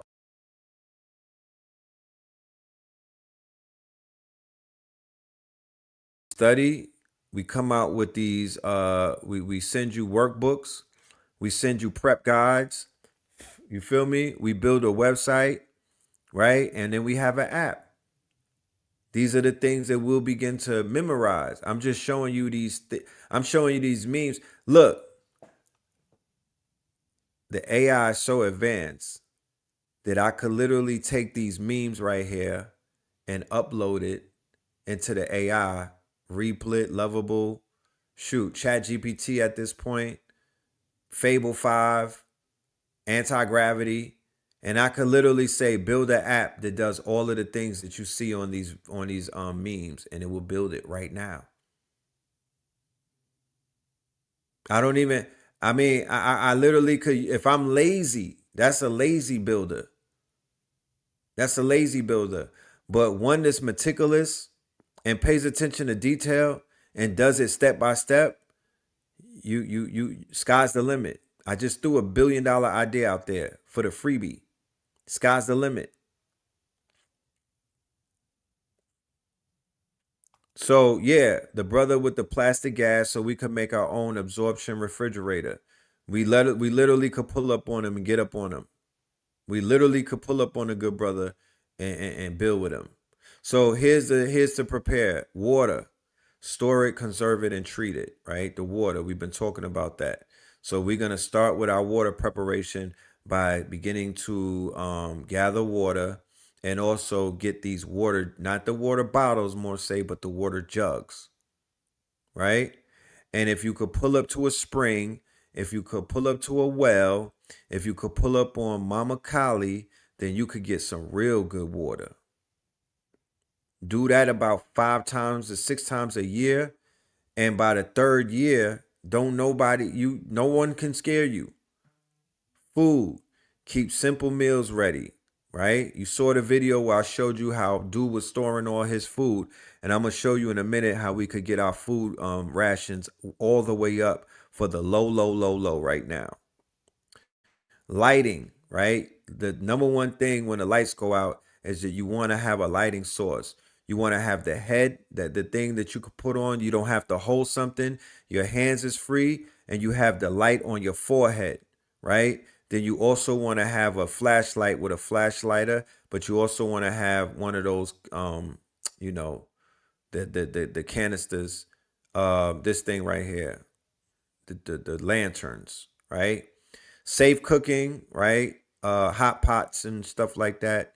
You know what I'm saying? For the road, you want that. Power and communication. You have a charger always charged up, at least 2 of them on 100, just laying somewhere waiting for you that you could just grab and go. And then you got to have these radios, safety, first aid kit, and of course the blicky. They didn't have the blicky up there, but you want a weapon. And if you draw the weapon, you better be ready to use it. If you draw the weapon, you better be ready to use it. But you're going to need weapons. If you don't have a record, if you're not a felon and whatnot, you should be taking full advantage of your Second Amendment. Store that shit high. I'm talking about stack them high. You could never have enough weapons. Dead ass. And if there was a crisis and you had weapons in your house and you needed black men to protect you, there's no better way. There's no much of a love language than to tell a black man, In my basement, I got mad weapons. You wanna be loved on? You know what I'm talking about? You want a Wesley Snipes stroke? Tell a black man as a black woman that, yo, I got a whole army supply of weapons for you and gang. Oh my goodness. So here's a smart 1-acre animal homestead layout, right? Here's a smart 1-acre animal homestead layout. Something that you could put on 1 acre right now, okay? And have you living good, where you're not missing the block, where you're not missing the city, where you're not missing NYCHA. You're not missing living on the 44th floor of the projects, where you're not missing living on top of niggas, where you're not missing no neighbors. 1 acre, and you set it up with the duck in the air, the duck area in the pond, the chicken coop, the orchard, the rash with the pasture, a feed storage shed, a compost area, a little greenhouse, a kitchen garden with raised beds, right? You got a little utility water zone, huh? You keep 4 feet paths for carts and moving access. Main access from road. You have main access from the road. Rabbit housing. You leave at least 20 to 50 feet buffer from the cabin for odor heavy uses when possible, right? You don't want to have all of the rabbit housings. You want to have it 25 to 50 feet buffer from your cabin for odor heavy uses, because it could get funky, you know what I mean, with these animals, okay? You have some parking access when people pulling up. You have parking access for them, and you have service areas. Boom. There you have it. Here's your off-grid barnyard, right? This is a resilient animal farm setup. You have a solar barn. So you build the barn, but you build a solar barn, an elevated water tank, right? An elevated water tank, a solar barn and dry feed. Then you have your cattle with your rotational paddocks. Then you have your goats and your sheep. You know what I mean? Then you got the quarantine pen. You have covered manure compost, a chicken coop and a covered run, a predator safe perimeter, keep them damn wolves and all of them out, a pig shelter and a wallow, and then a vegetated stream buffer. That is not hard. That is not hard to do. All of these unhoused men, all of these men that are unemployed, all of these homeless men, what are we talking about? Atlanta got 50,000 homeless men. All of these unhoused people, you mean to tell me that they can't build no damn farms? You mean to tell me that their hands don't work? If they gonna sleep on the street, they could sleep in a tent. What are we talking about? If they could sleep in the streets on the curb, then they'll sleep in the outhouse, or they'll sleep in the guest house, or they'll sleep in the tent on a hammock. What are we talking about? They just want to eat. As long as they don't eat the chickens, nigga, then they are a viable workforce. Yes, they got to put all that work in. Let's check this out again, right? This is how you walk through these waters. This is how you walk through the swamp. This is how you're able to walk through any type of, flooded areas and whatnot.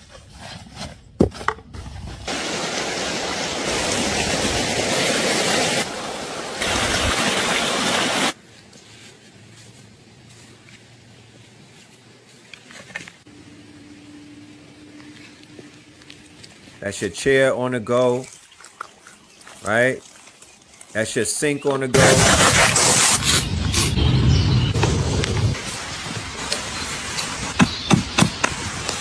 When they say getting your memory back, for everybody that's getting their FBA memories back, for everybody that's getting their indigenous Indian memories back, when the feathers starts to kick in and whatnot and the memory comes back, this is what you remember. These are the things that we used to do naturally. This is some of the things that you do naturally. We did this.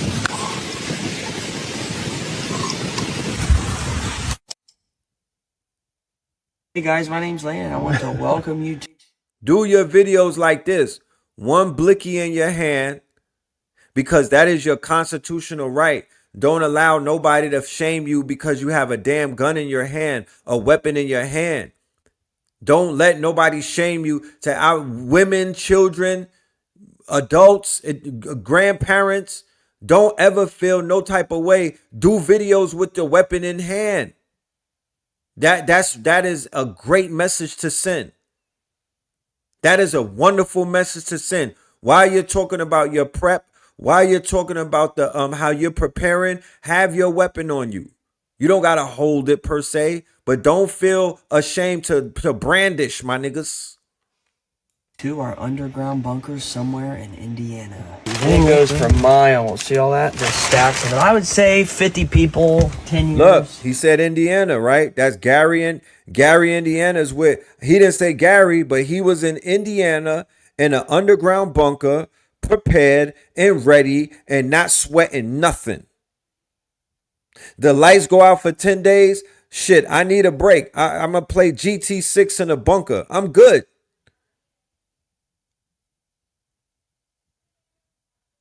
If they come in here, they not leaving out of here. I have my radio going and let me know when it's time to come upstairs. What the fuck? You ain't missing nothing. You ain't missing a goddamn thing. 40 people, 12, all kind of stuff. Pancakes over there. Got mounds of pancakes. Hundreds of pancakes. Mounds of pancakes. Noodles. We check the stock on it from time to time. Throw out what's bad. A lot of coffee. All our meats are down there. Apple sauces. That's rice. You got your white balsamic vinegar for salad. We got all of our powder, bread flour.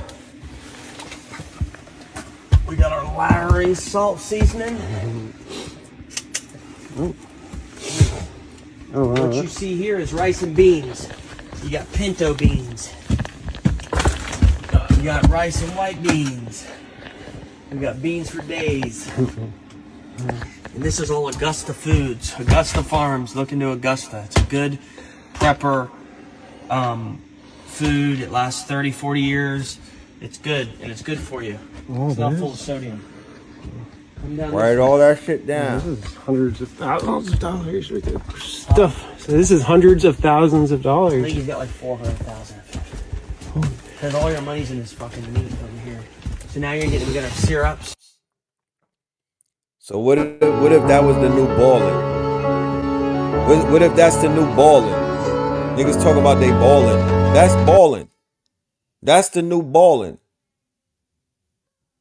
That has to be guarded like an army base. Stop hoarding bottled water. That wall of cases At least in they your got basement something to isn't guard. a water plan. Those 2-year dates, that's the bottle failing, not the water. Warm plastic goes permeable and absorbs every odor around it. Worse, 30 cases can disappear. The thing about them prepping for years is we literally could get all of that in one weekend. Just if we come together as a collective, we literally could get all of that in one weekend, right? So if there's 52 weeks in a year, every weekend, or every week, every city in America, we could stock it like that collectively at a $20 increment, right? At a $20 increment, we literally could build out underground bunkers in 52 cities collectively for $20.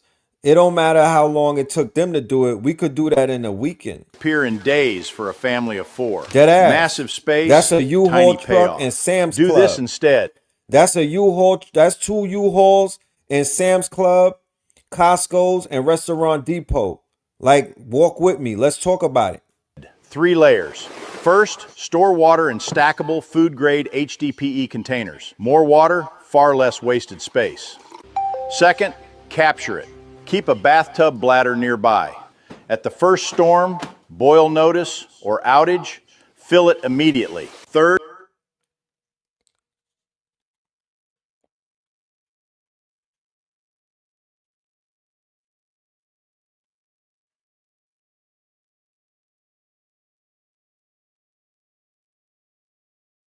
treat it with a gravity filter. Rain, pool, or creek water becomes usable. Stored water runs out. A filter keeps working. Save this before the taps go dry. Follow for more survival tips. Comment the word SMART and I'll DM you the video on how you can create an on-demand water supply for your family.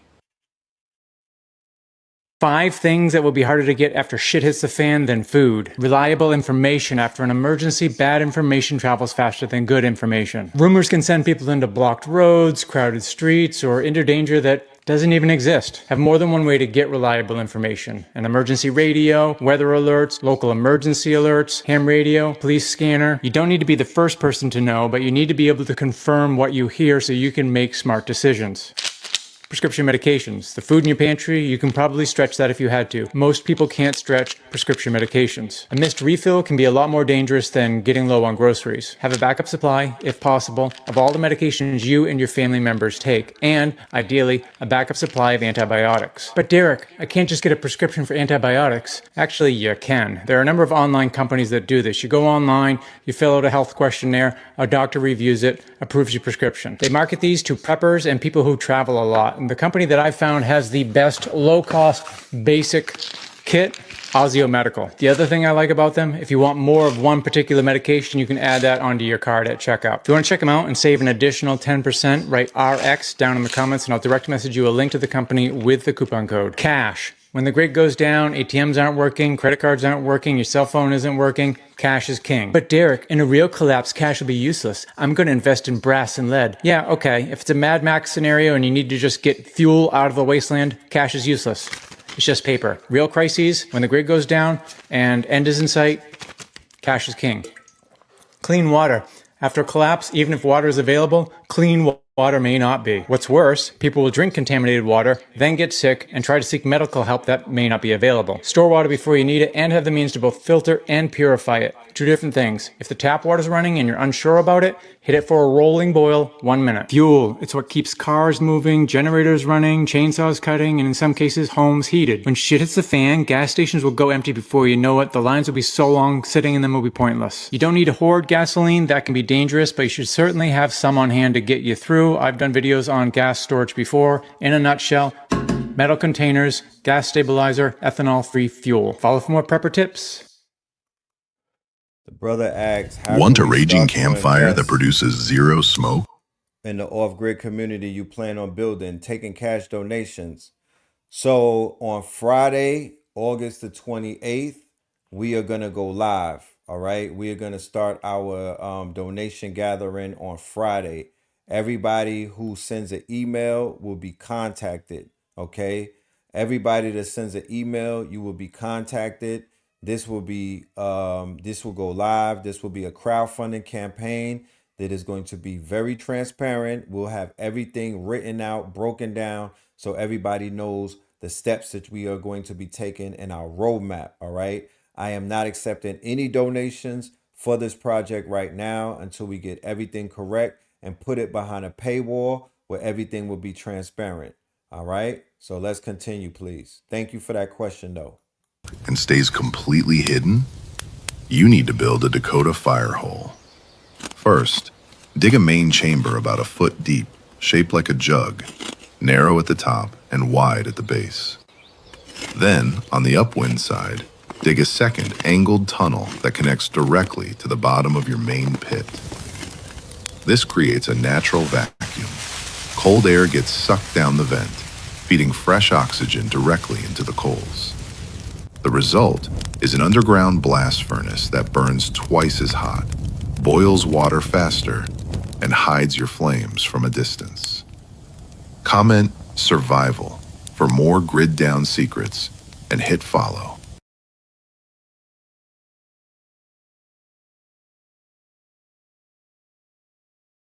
So I was recently told that I was fear-mongering for talking about Gary, Indiana yesterday.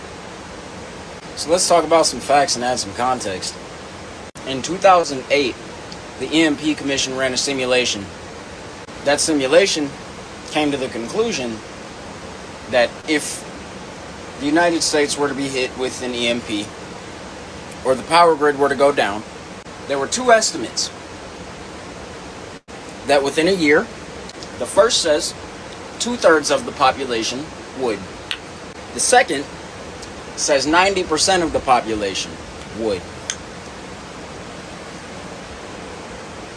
This month, Georgia, Arizona, and Gary, Indiana have faced blackouts, while Texas is saying that their power grid is extremely unstable and in danger of failure.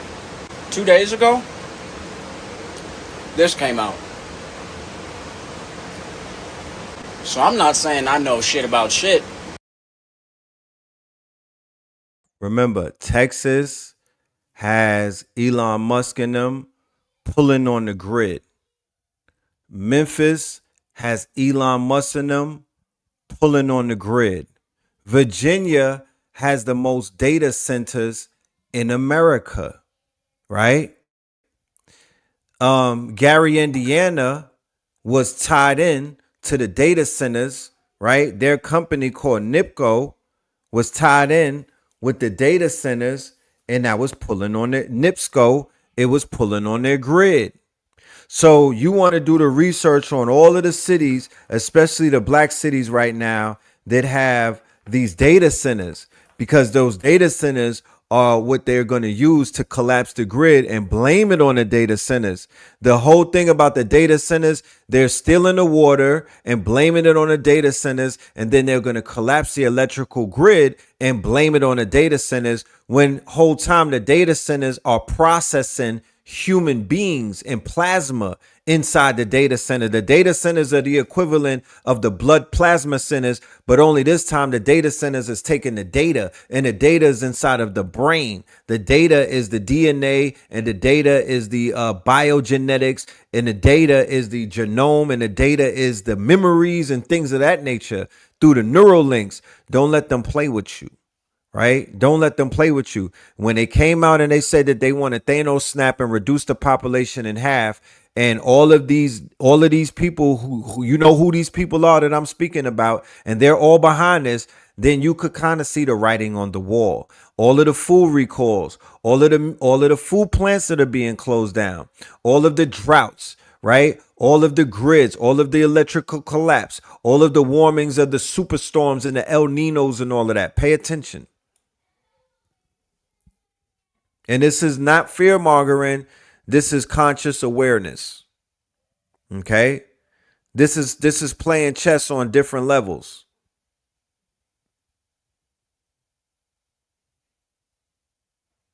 So first Gary, now Memphis, now another city is left without power. Right? There's a pattern of what we're seeing right now. Okay. There's a pattern.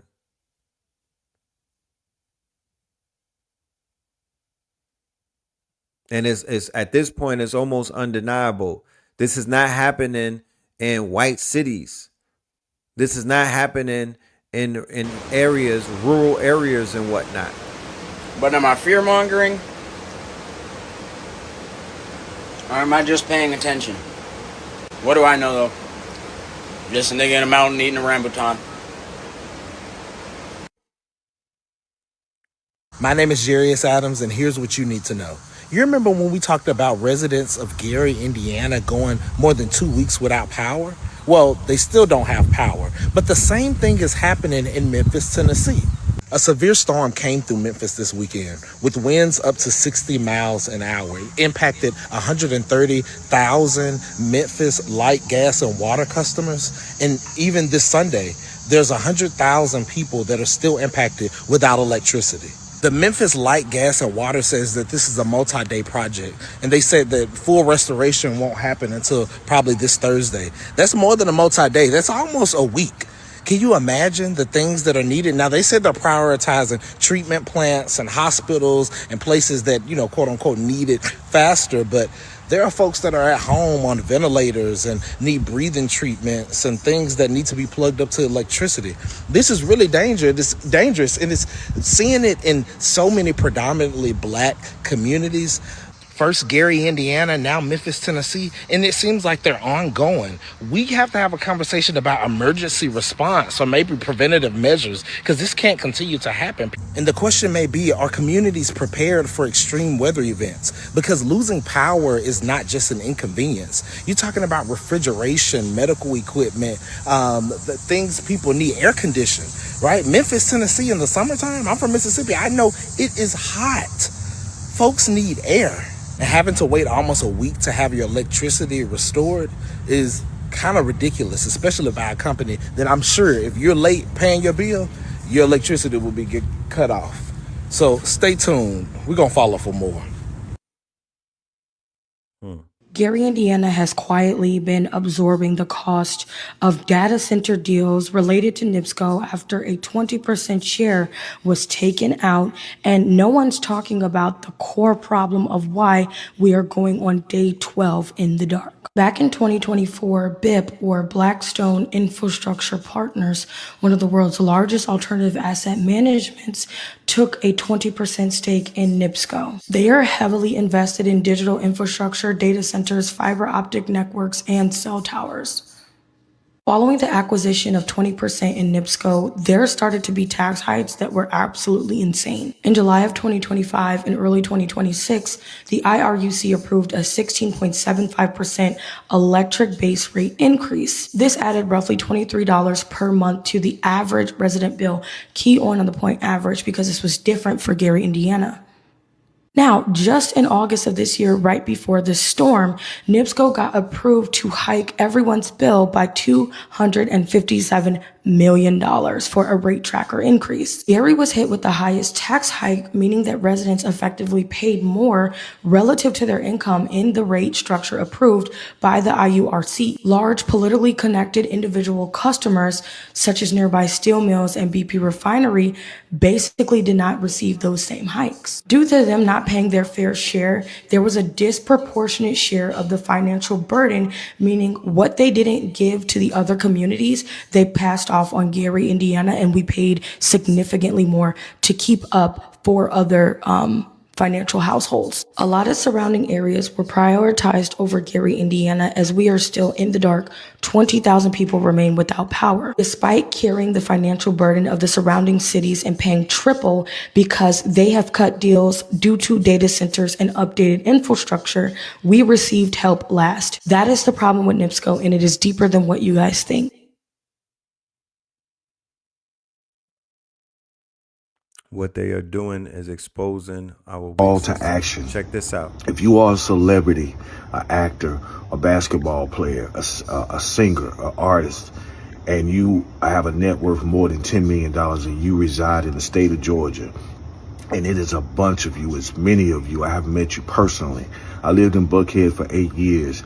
I bounced at bars. I did personal security. I've sold you art. If you live in the city of Atlanta or the state of Georgia, you are a celebrity, this is a call to action. I am requesting for you personally, if you remember me, if you remember my face, I'm making a call to action to y'all personally to come together and pool your money together. I'm not asking you individually. Pool your money together, create a nonprofit organization for the state of Georgia. That's the brother that made my for piece. underprivileged, underserved communities, that I'm asking you to pool your money together for and create a nonprofit, because there are many man-made orchestrated events that can occur in the state of Georgia, in Atlanta and surrounding areas and communities. These will not be natural disasters. A lot of them won't be. Let's look at Gary, Indiana, for example. We need for you to pool your money together. Should I call out names people that I have personally met? Shaquille O'Neal, Usher, Tyrese, Lee Daniels, The Rock, Jeezy, T.I., The list goes on. I have met y'all personally. I have pictures, videos with you. I have been in some of your homes. I have attended your children's birthday parties. Okay. I need for you all to preemptively, which means before tragedy occurs, pull your money together and create a nonprofit organization. People who reside in the state of Georgia, and this is for any state that, for that matter, all celebrities and actors, if you have a residence, we should not have to depend on government assistance in times of tragedy. People going out without power, food, etc.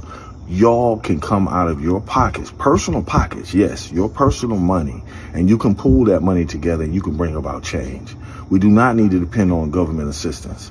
There are things that are happening. We're in a different era. We're in a different time. There are people being starved out for their land, etc., and for personal vindictive reasons, okay? And so we need for you all to come together, create a nonprofit for your tax credit or whatever you need. And we need for you to provide the assistance. We don't need the government assistance. We need your assistance. And we need it to be done before tragedy strikes these communities. I'm asking you personally, if you remember me, let's do it. Call to action. If you. So that's my jeweler right there. And I'm glad that the streets are talking. I'm glad that people are feeling the same way. And this right here, right? Let's go back a little bit, right? All of these celebrities that are in the Atlanta area that speak highly about Atlanta and what Atlanta is to them and what Atlanta means to them.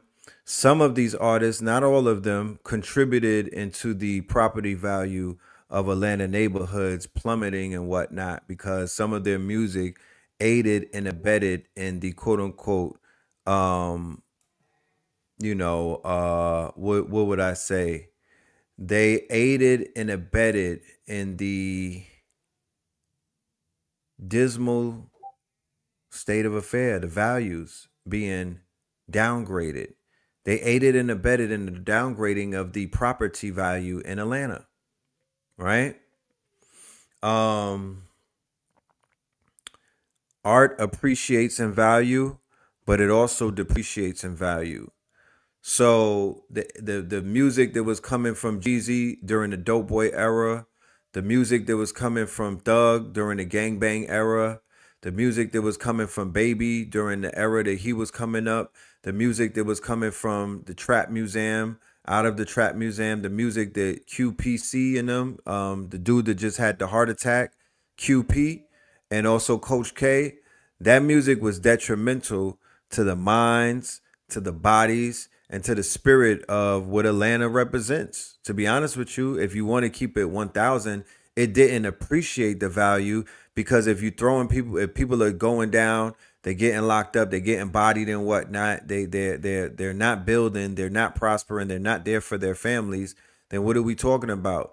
The values that the Real Housewives of Atlanta expose black women around the world to, did that increase? Did that appreciate the value of black women?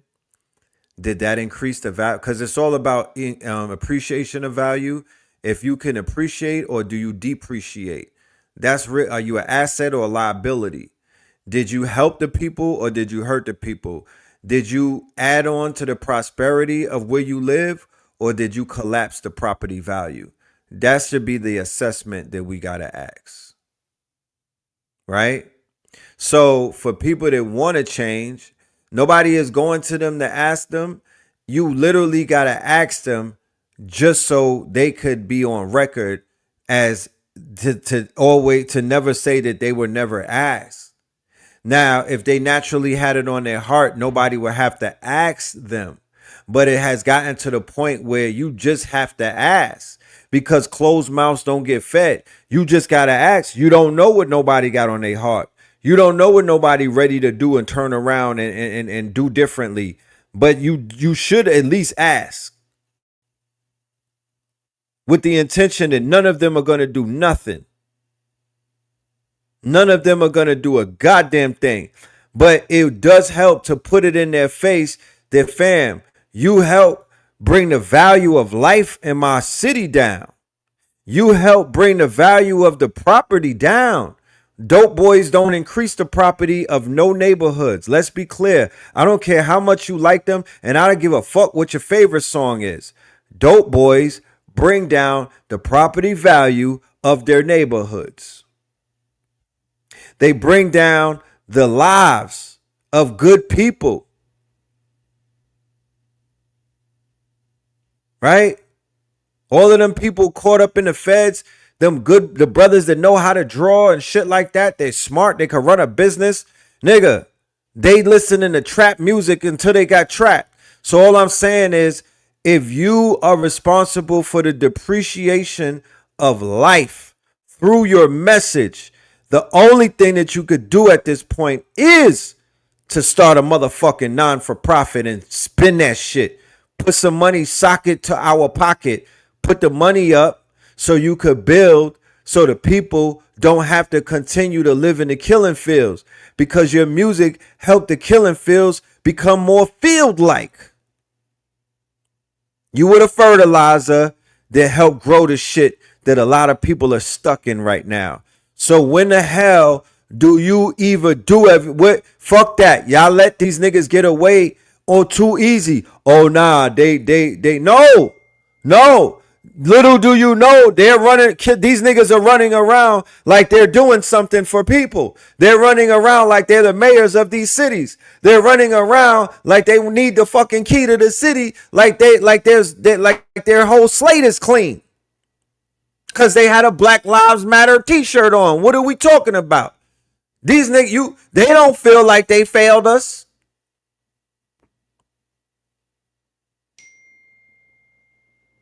They don't feel like they failed us. They feel like they are kings. Black excellence. Create a nonprofit organization for the state of Georgia. Okay, for underprivileged, underserved, for Georgia, in Atlanta, Indiana, for The Rock, and then Jeezy, T.I.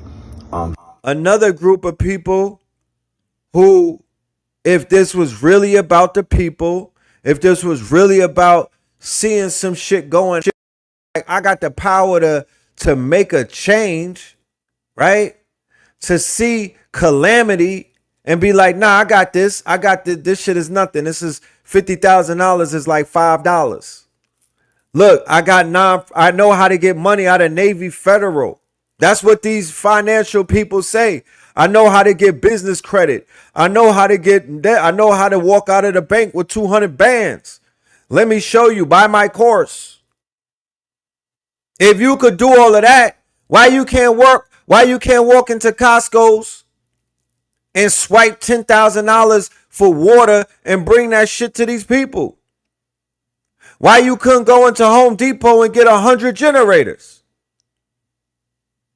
So with all of the issues that was going on last week over F.A.C.T.S, because these people, the majority of them was in Atlanta with that whole F.A.C.T.S fiasco, and whether they agreed with the brothers said or whether they disagreed and whatnot. Gary, Indiana was the litmus test to be like, which one of you niggas is really about that life? Gary, Indiana was the litmus test to be like, who's not just talking? Who's really here to help? Right? Nobody helped. They was just talking. They was pointing fingers at these niggas, but they wasn't helping. Killer Mike had the lady on his show. He might have did 3 episodes already. I did not see him say a fucking word. He didn't go live about Gary. They want to talk about Nolan Wells. Nolan Wells is dead. There's nothing that y'all could do for Nolan Wells. These people in Gary, Indiana is fucking alive, bro. Like, look at this list. They have something called Billionaire Row.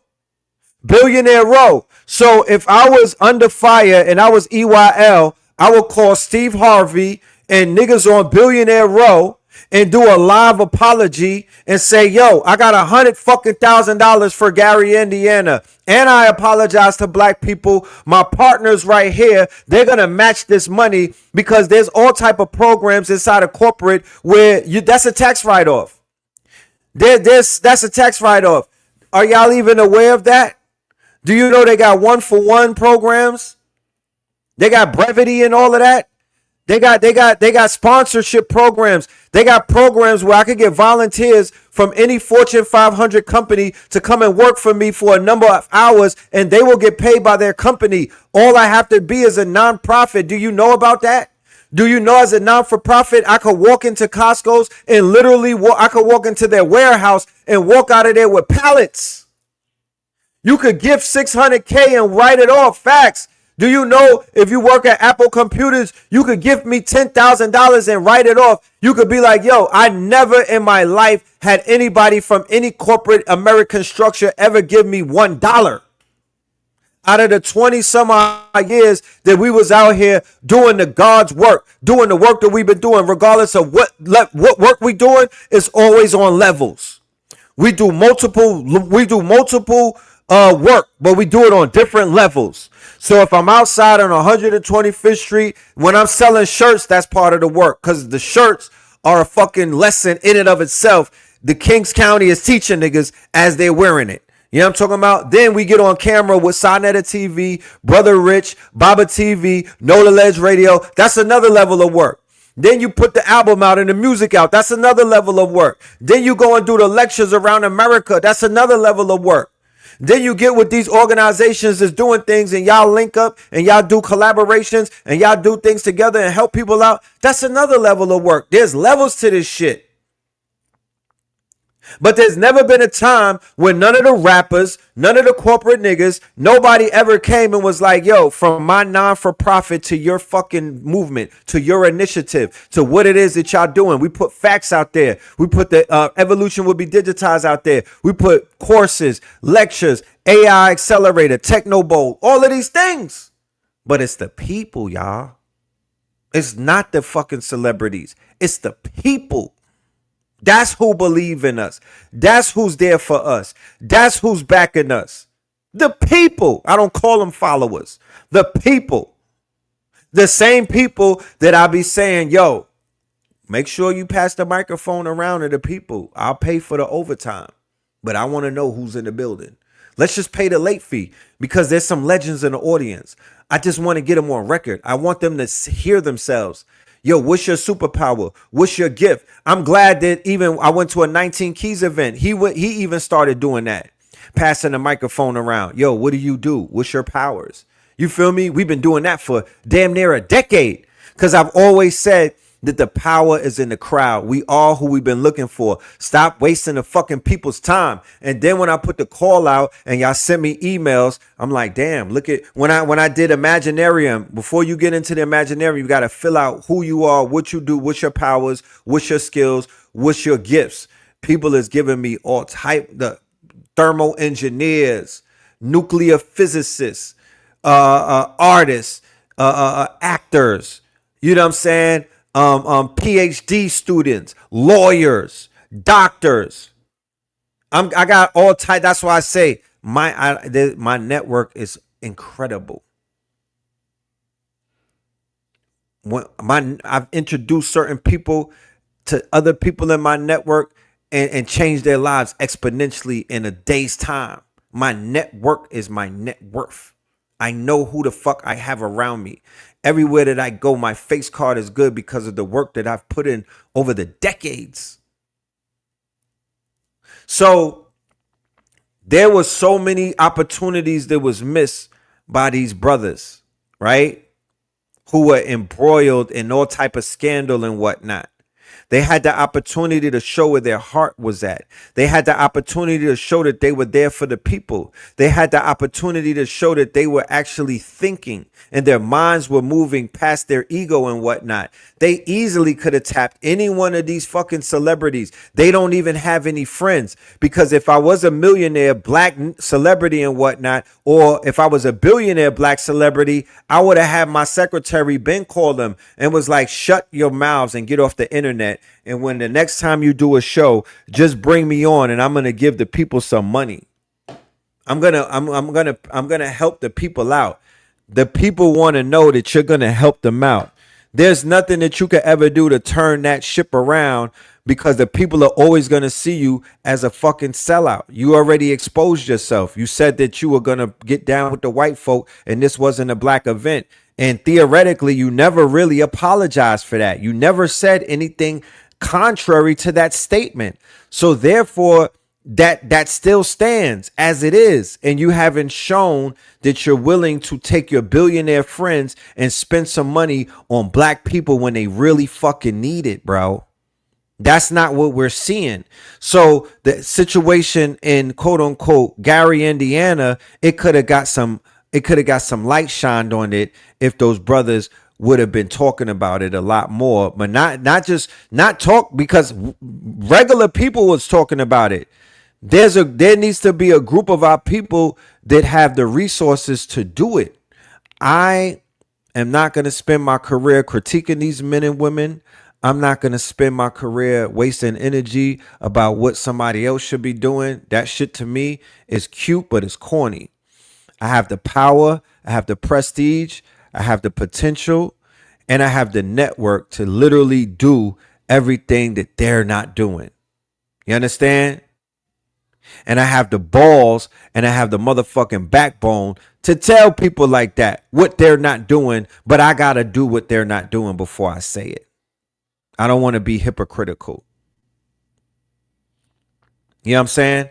I don't want to be hypocritical. But nobody is going to save the people, bro. I mean, God damn it. You would think, but it's not finna happen. It's not finna happen.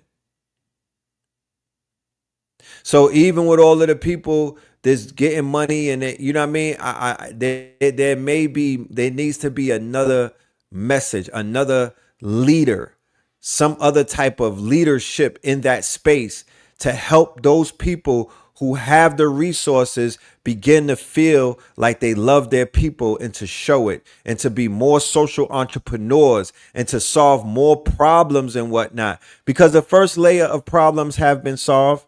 A lot of people got out of poverty, and that's good.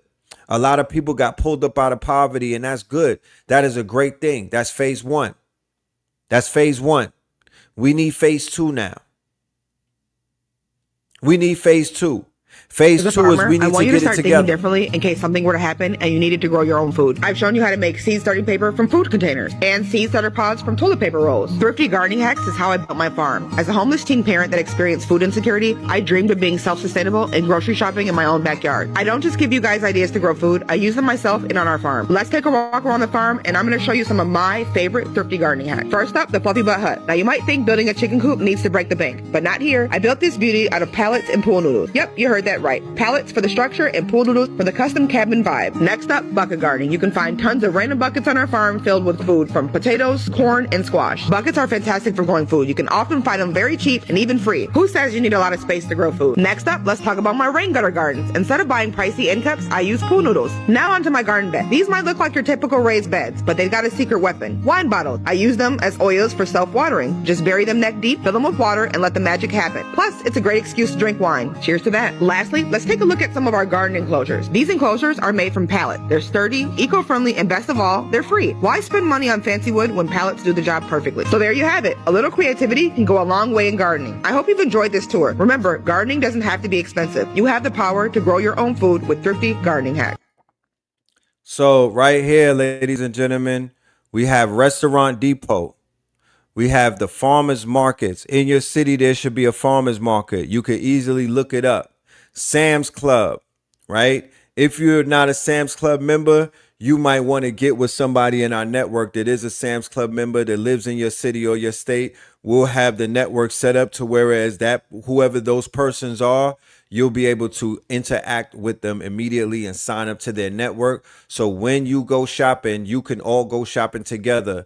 Going to Sam's Club and dropping 5 bands to 10 bands at the same damn time, it will get you a lot more than going there to shop individually. Restaurant Depot. Everybody who's melanated that owns a restaurant, you should be putting your people on a Restaurant Depot. Stop being a gatekeeper and let them in, all right? When you go to shop at Restaurant Depot, you will find out that this is the place that you always needed to be. You could buy a lot of food for a very, very low amount. I'm talking about pallets. I'm talking about 50-pound bags. This is where all of the restaurants shop. This is the Home Depot for restaurants. This is the Home Depot for restaurants. So we'll be going on Restaurant Depot tours as a collective. We will be going on Restaurant Depot tours as a collective with $10,000, $20,000, $30,000. We are not playing. We are not being passive. We are not sitting around, and we damn sure not penny pinching.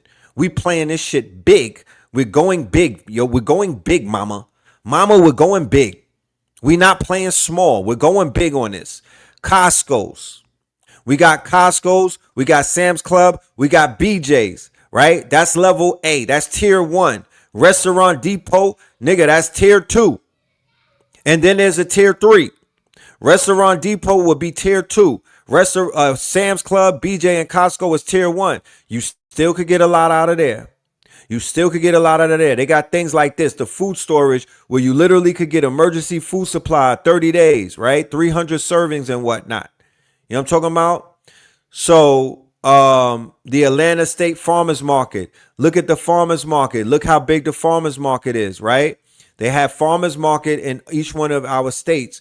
We should either and then when we start growing these greens, and then when we start growing these produce and whatnot, we could now connect to co-ops. We could now connect to farmers market, because one thing people are always going to do, and they're going to eat.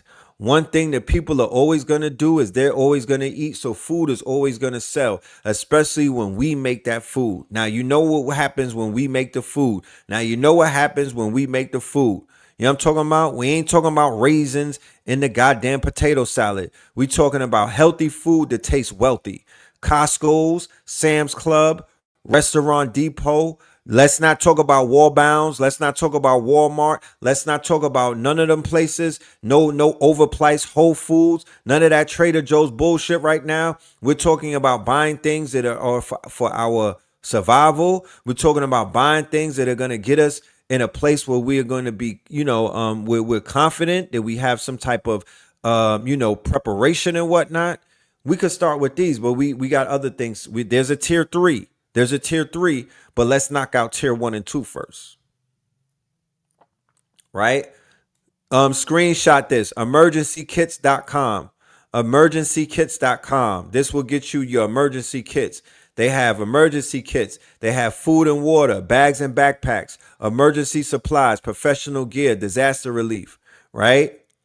I would say maybe a year or 2 from now, who knows? More than likely, we could be the suppliers of our emergency kits and have our own website. But for right now, this is the site that I recommend, and I'm going to bring more information.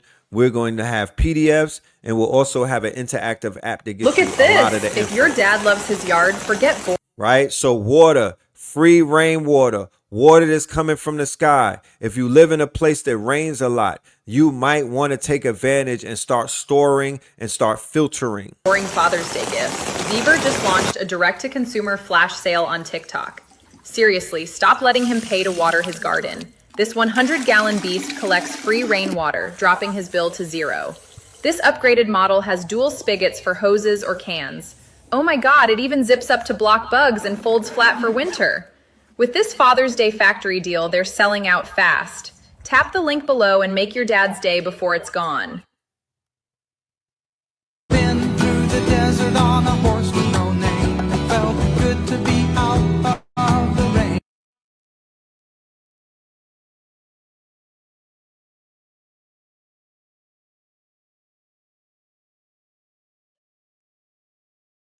All right. So for now, that's the end of this presentation at the moment, ladies and gentlemen.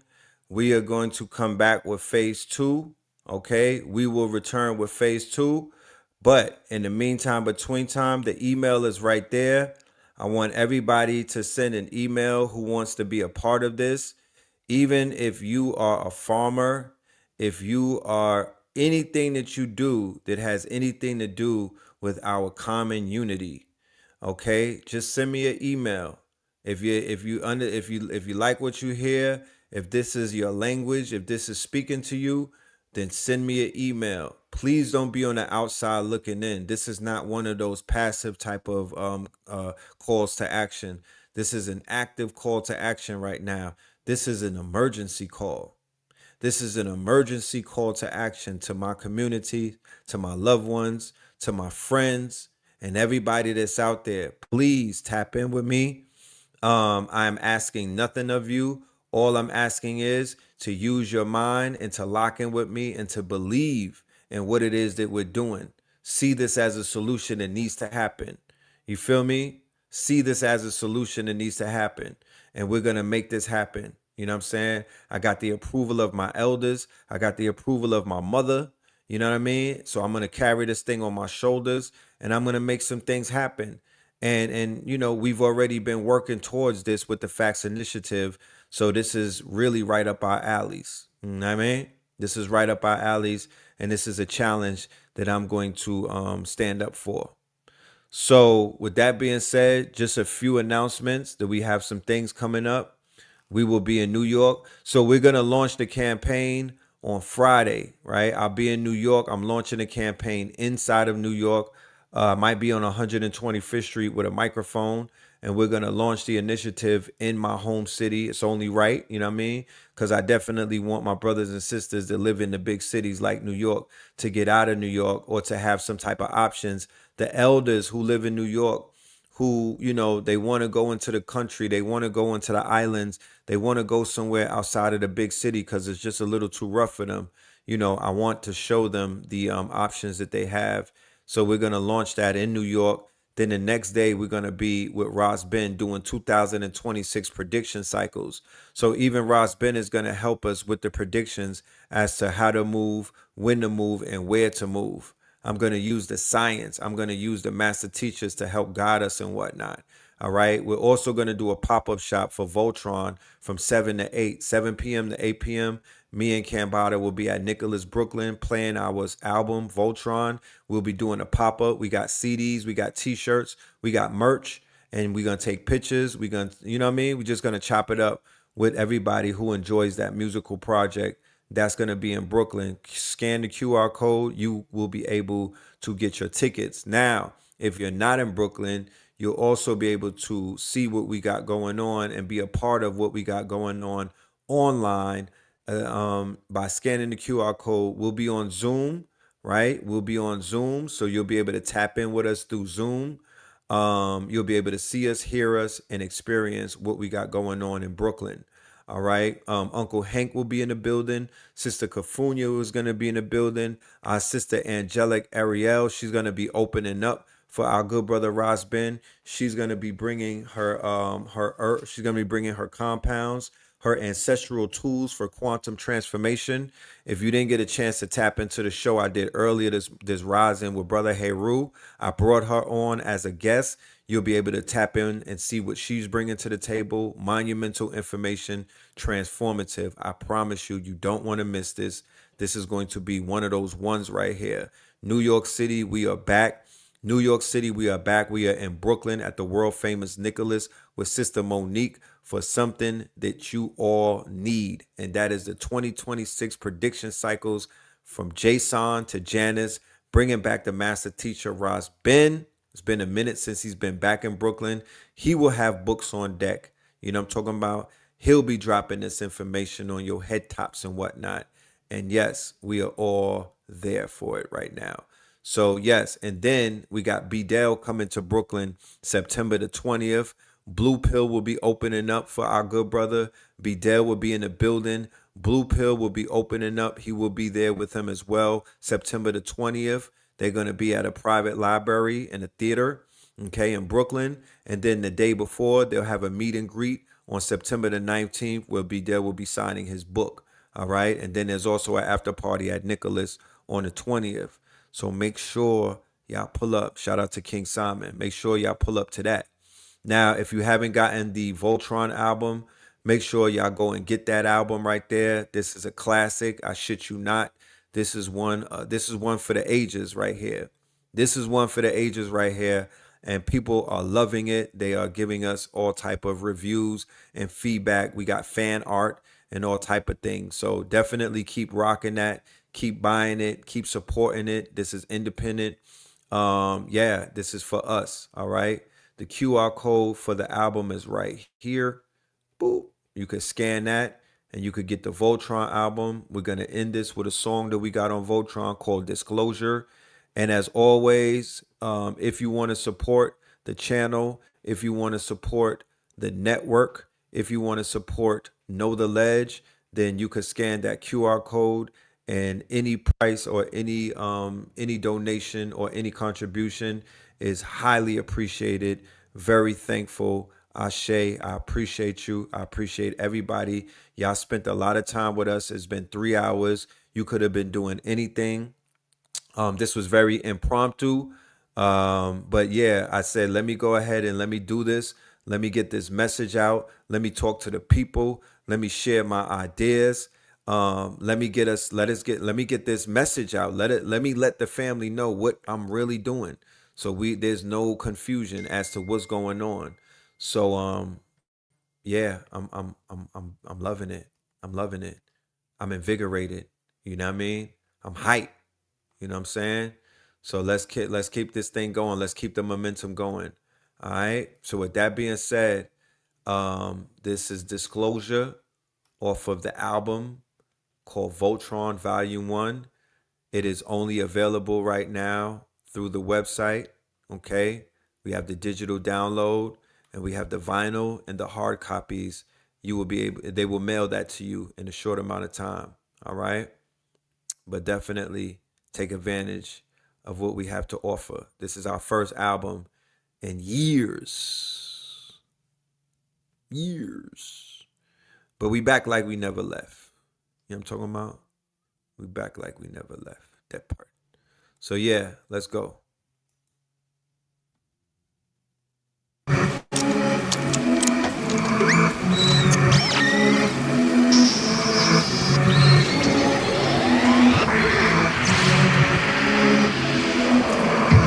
We the collectors of the art, the thinkers, the doers, the knowers, the architectures of the art. Triple dark moon protectors of the hearts. Triple dark mega yachts, 444 megawatts. Firm biz, nature, Foxy, AZ, Don, Escobar, moving megatons, mega bucks. Y'all see the y'all see the symbolism? I'm on the track. We standing on the track. Yeah, y'all see the symbolism?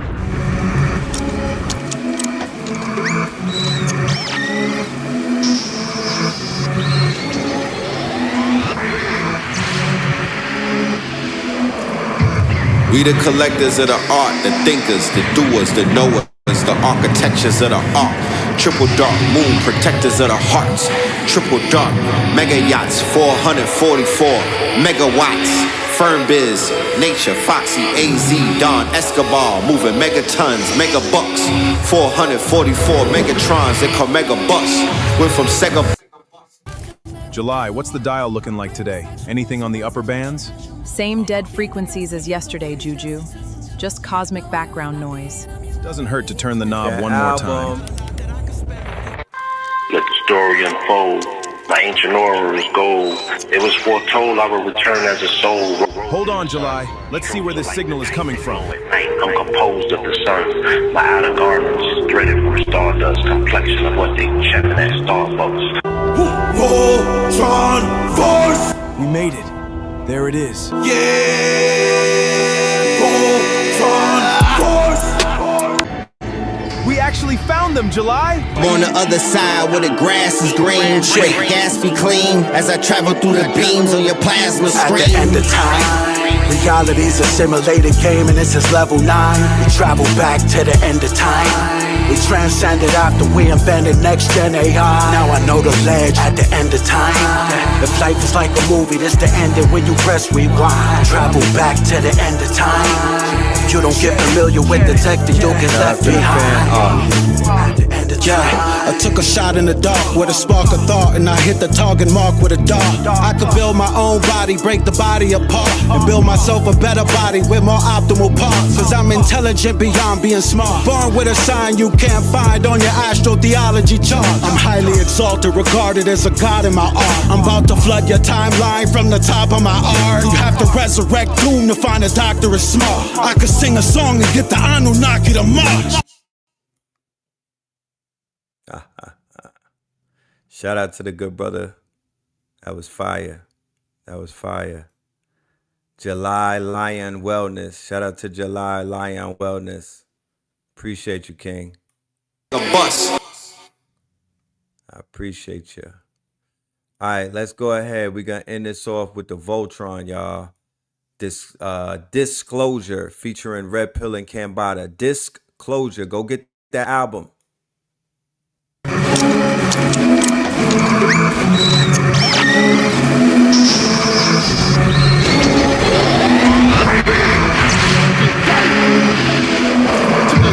We the collectors of the art, the thinkers, the doers, the knowers, the architectures of the art. Triple dark moon protectors of the hearts. Triple dark mega yachts, 444 megawatts. Firm biz, nature, Foxy, AZ, Don Escobar, moving megatons, mega bucks. 444 megatrons, they call mega bus. Went from Sega bus and a mega bus as we embark upon a hero's journey. Opening scene in Carlito's Way, laid out on a hero's gurney, staring off afar into the canopy of stars, unto Atlanta, me on Mars. Mama, my third eye active, captive. Seventh heaven opened up the third eye atlas on the third eye Thursdays. Voltron formed with bird's eye wordplay via the third eye persons in third grade. Revenge of the blur days, the Vic Mensa, mixed with the elixir Serpenta. Welcome to the center of a mentor. Got the gods excited as I'm strapped up in my captain's chair. Autopilot, spacecraft, I don't have to stare. Caught arriving, pass through natural air and crack the atmosphere. The daddy's here, them tinfoil hatters that were gathered there just clapped in chairs. Left the faculty at NASA scared. Donald Trump started acting weird, he just sat and stared. I hit up Billy Carson for a chat, we're galactic pairs. Grabbed the bear, acid in a chalice full of dragon tears. Cone-headed, 12-foot giant with a gold melon. Native suit, anti Christ that the Catholics fear. Universal soldier, the predator. You travel in the galaxy for challenges. You clash with me, I'll scrap you there. Warlord, I can smell the blood when the battle's near. See the smoke from the disaster that happens after clear.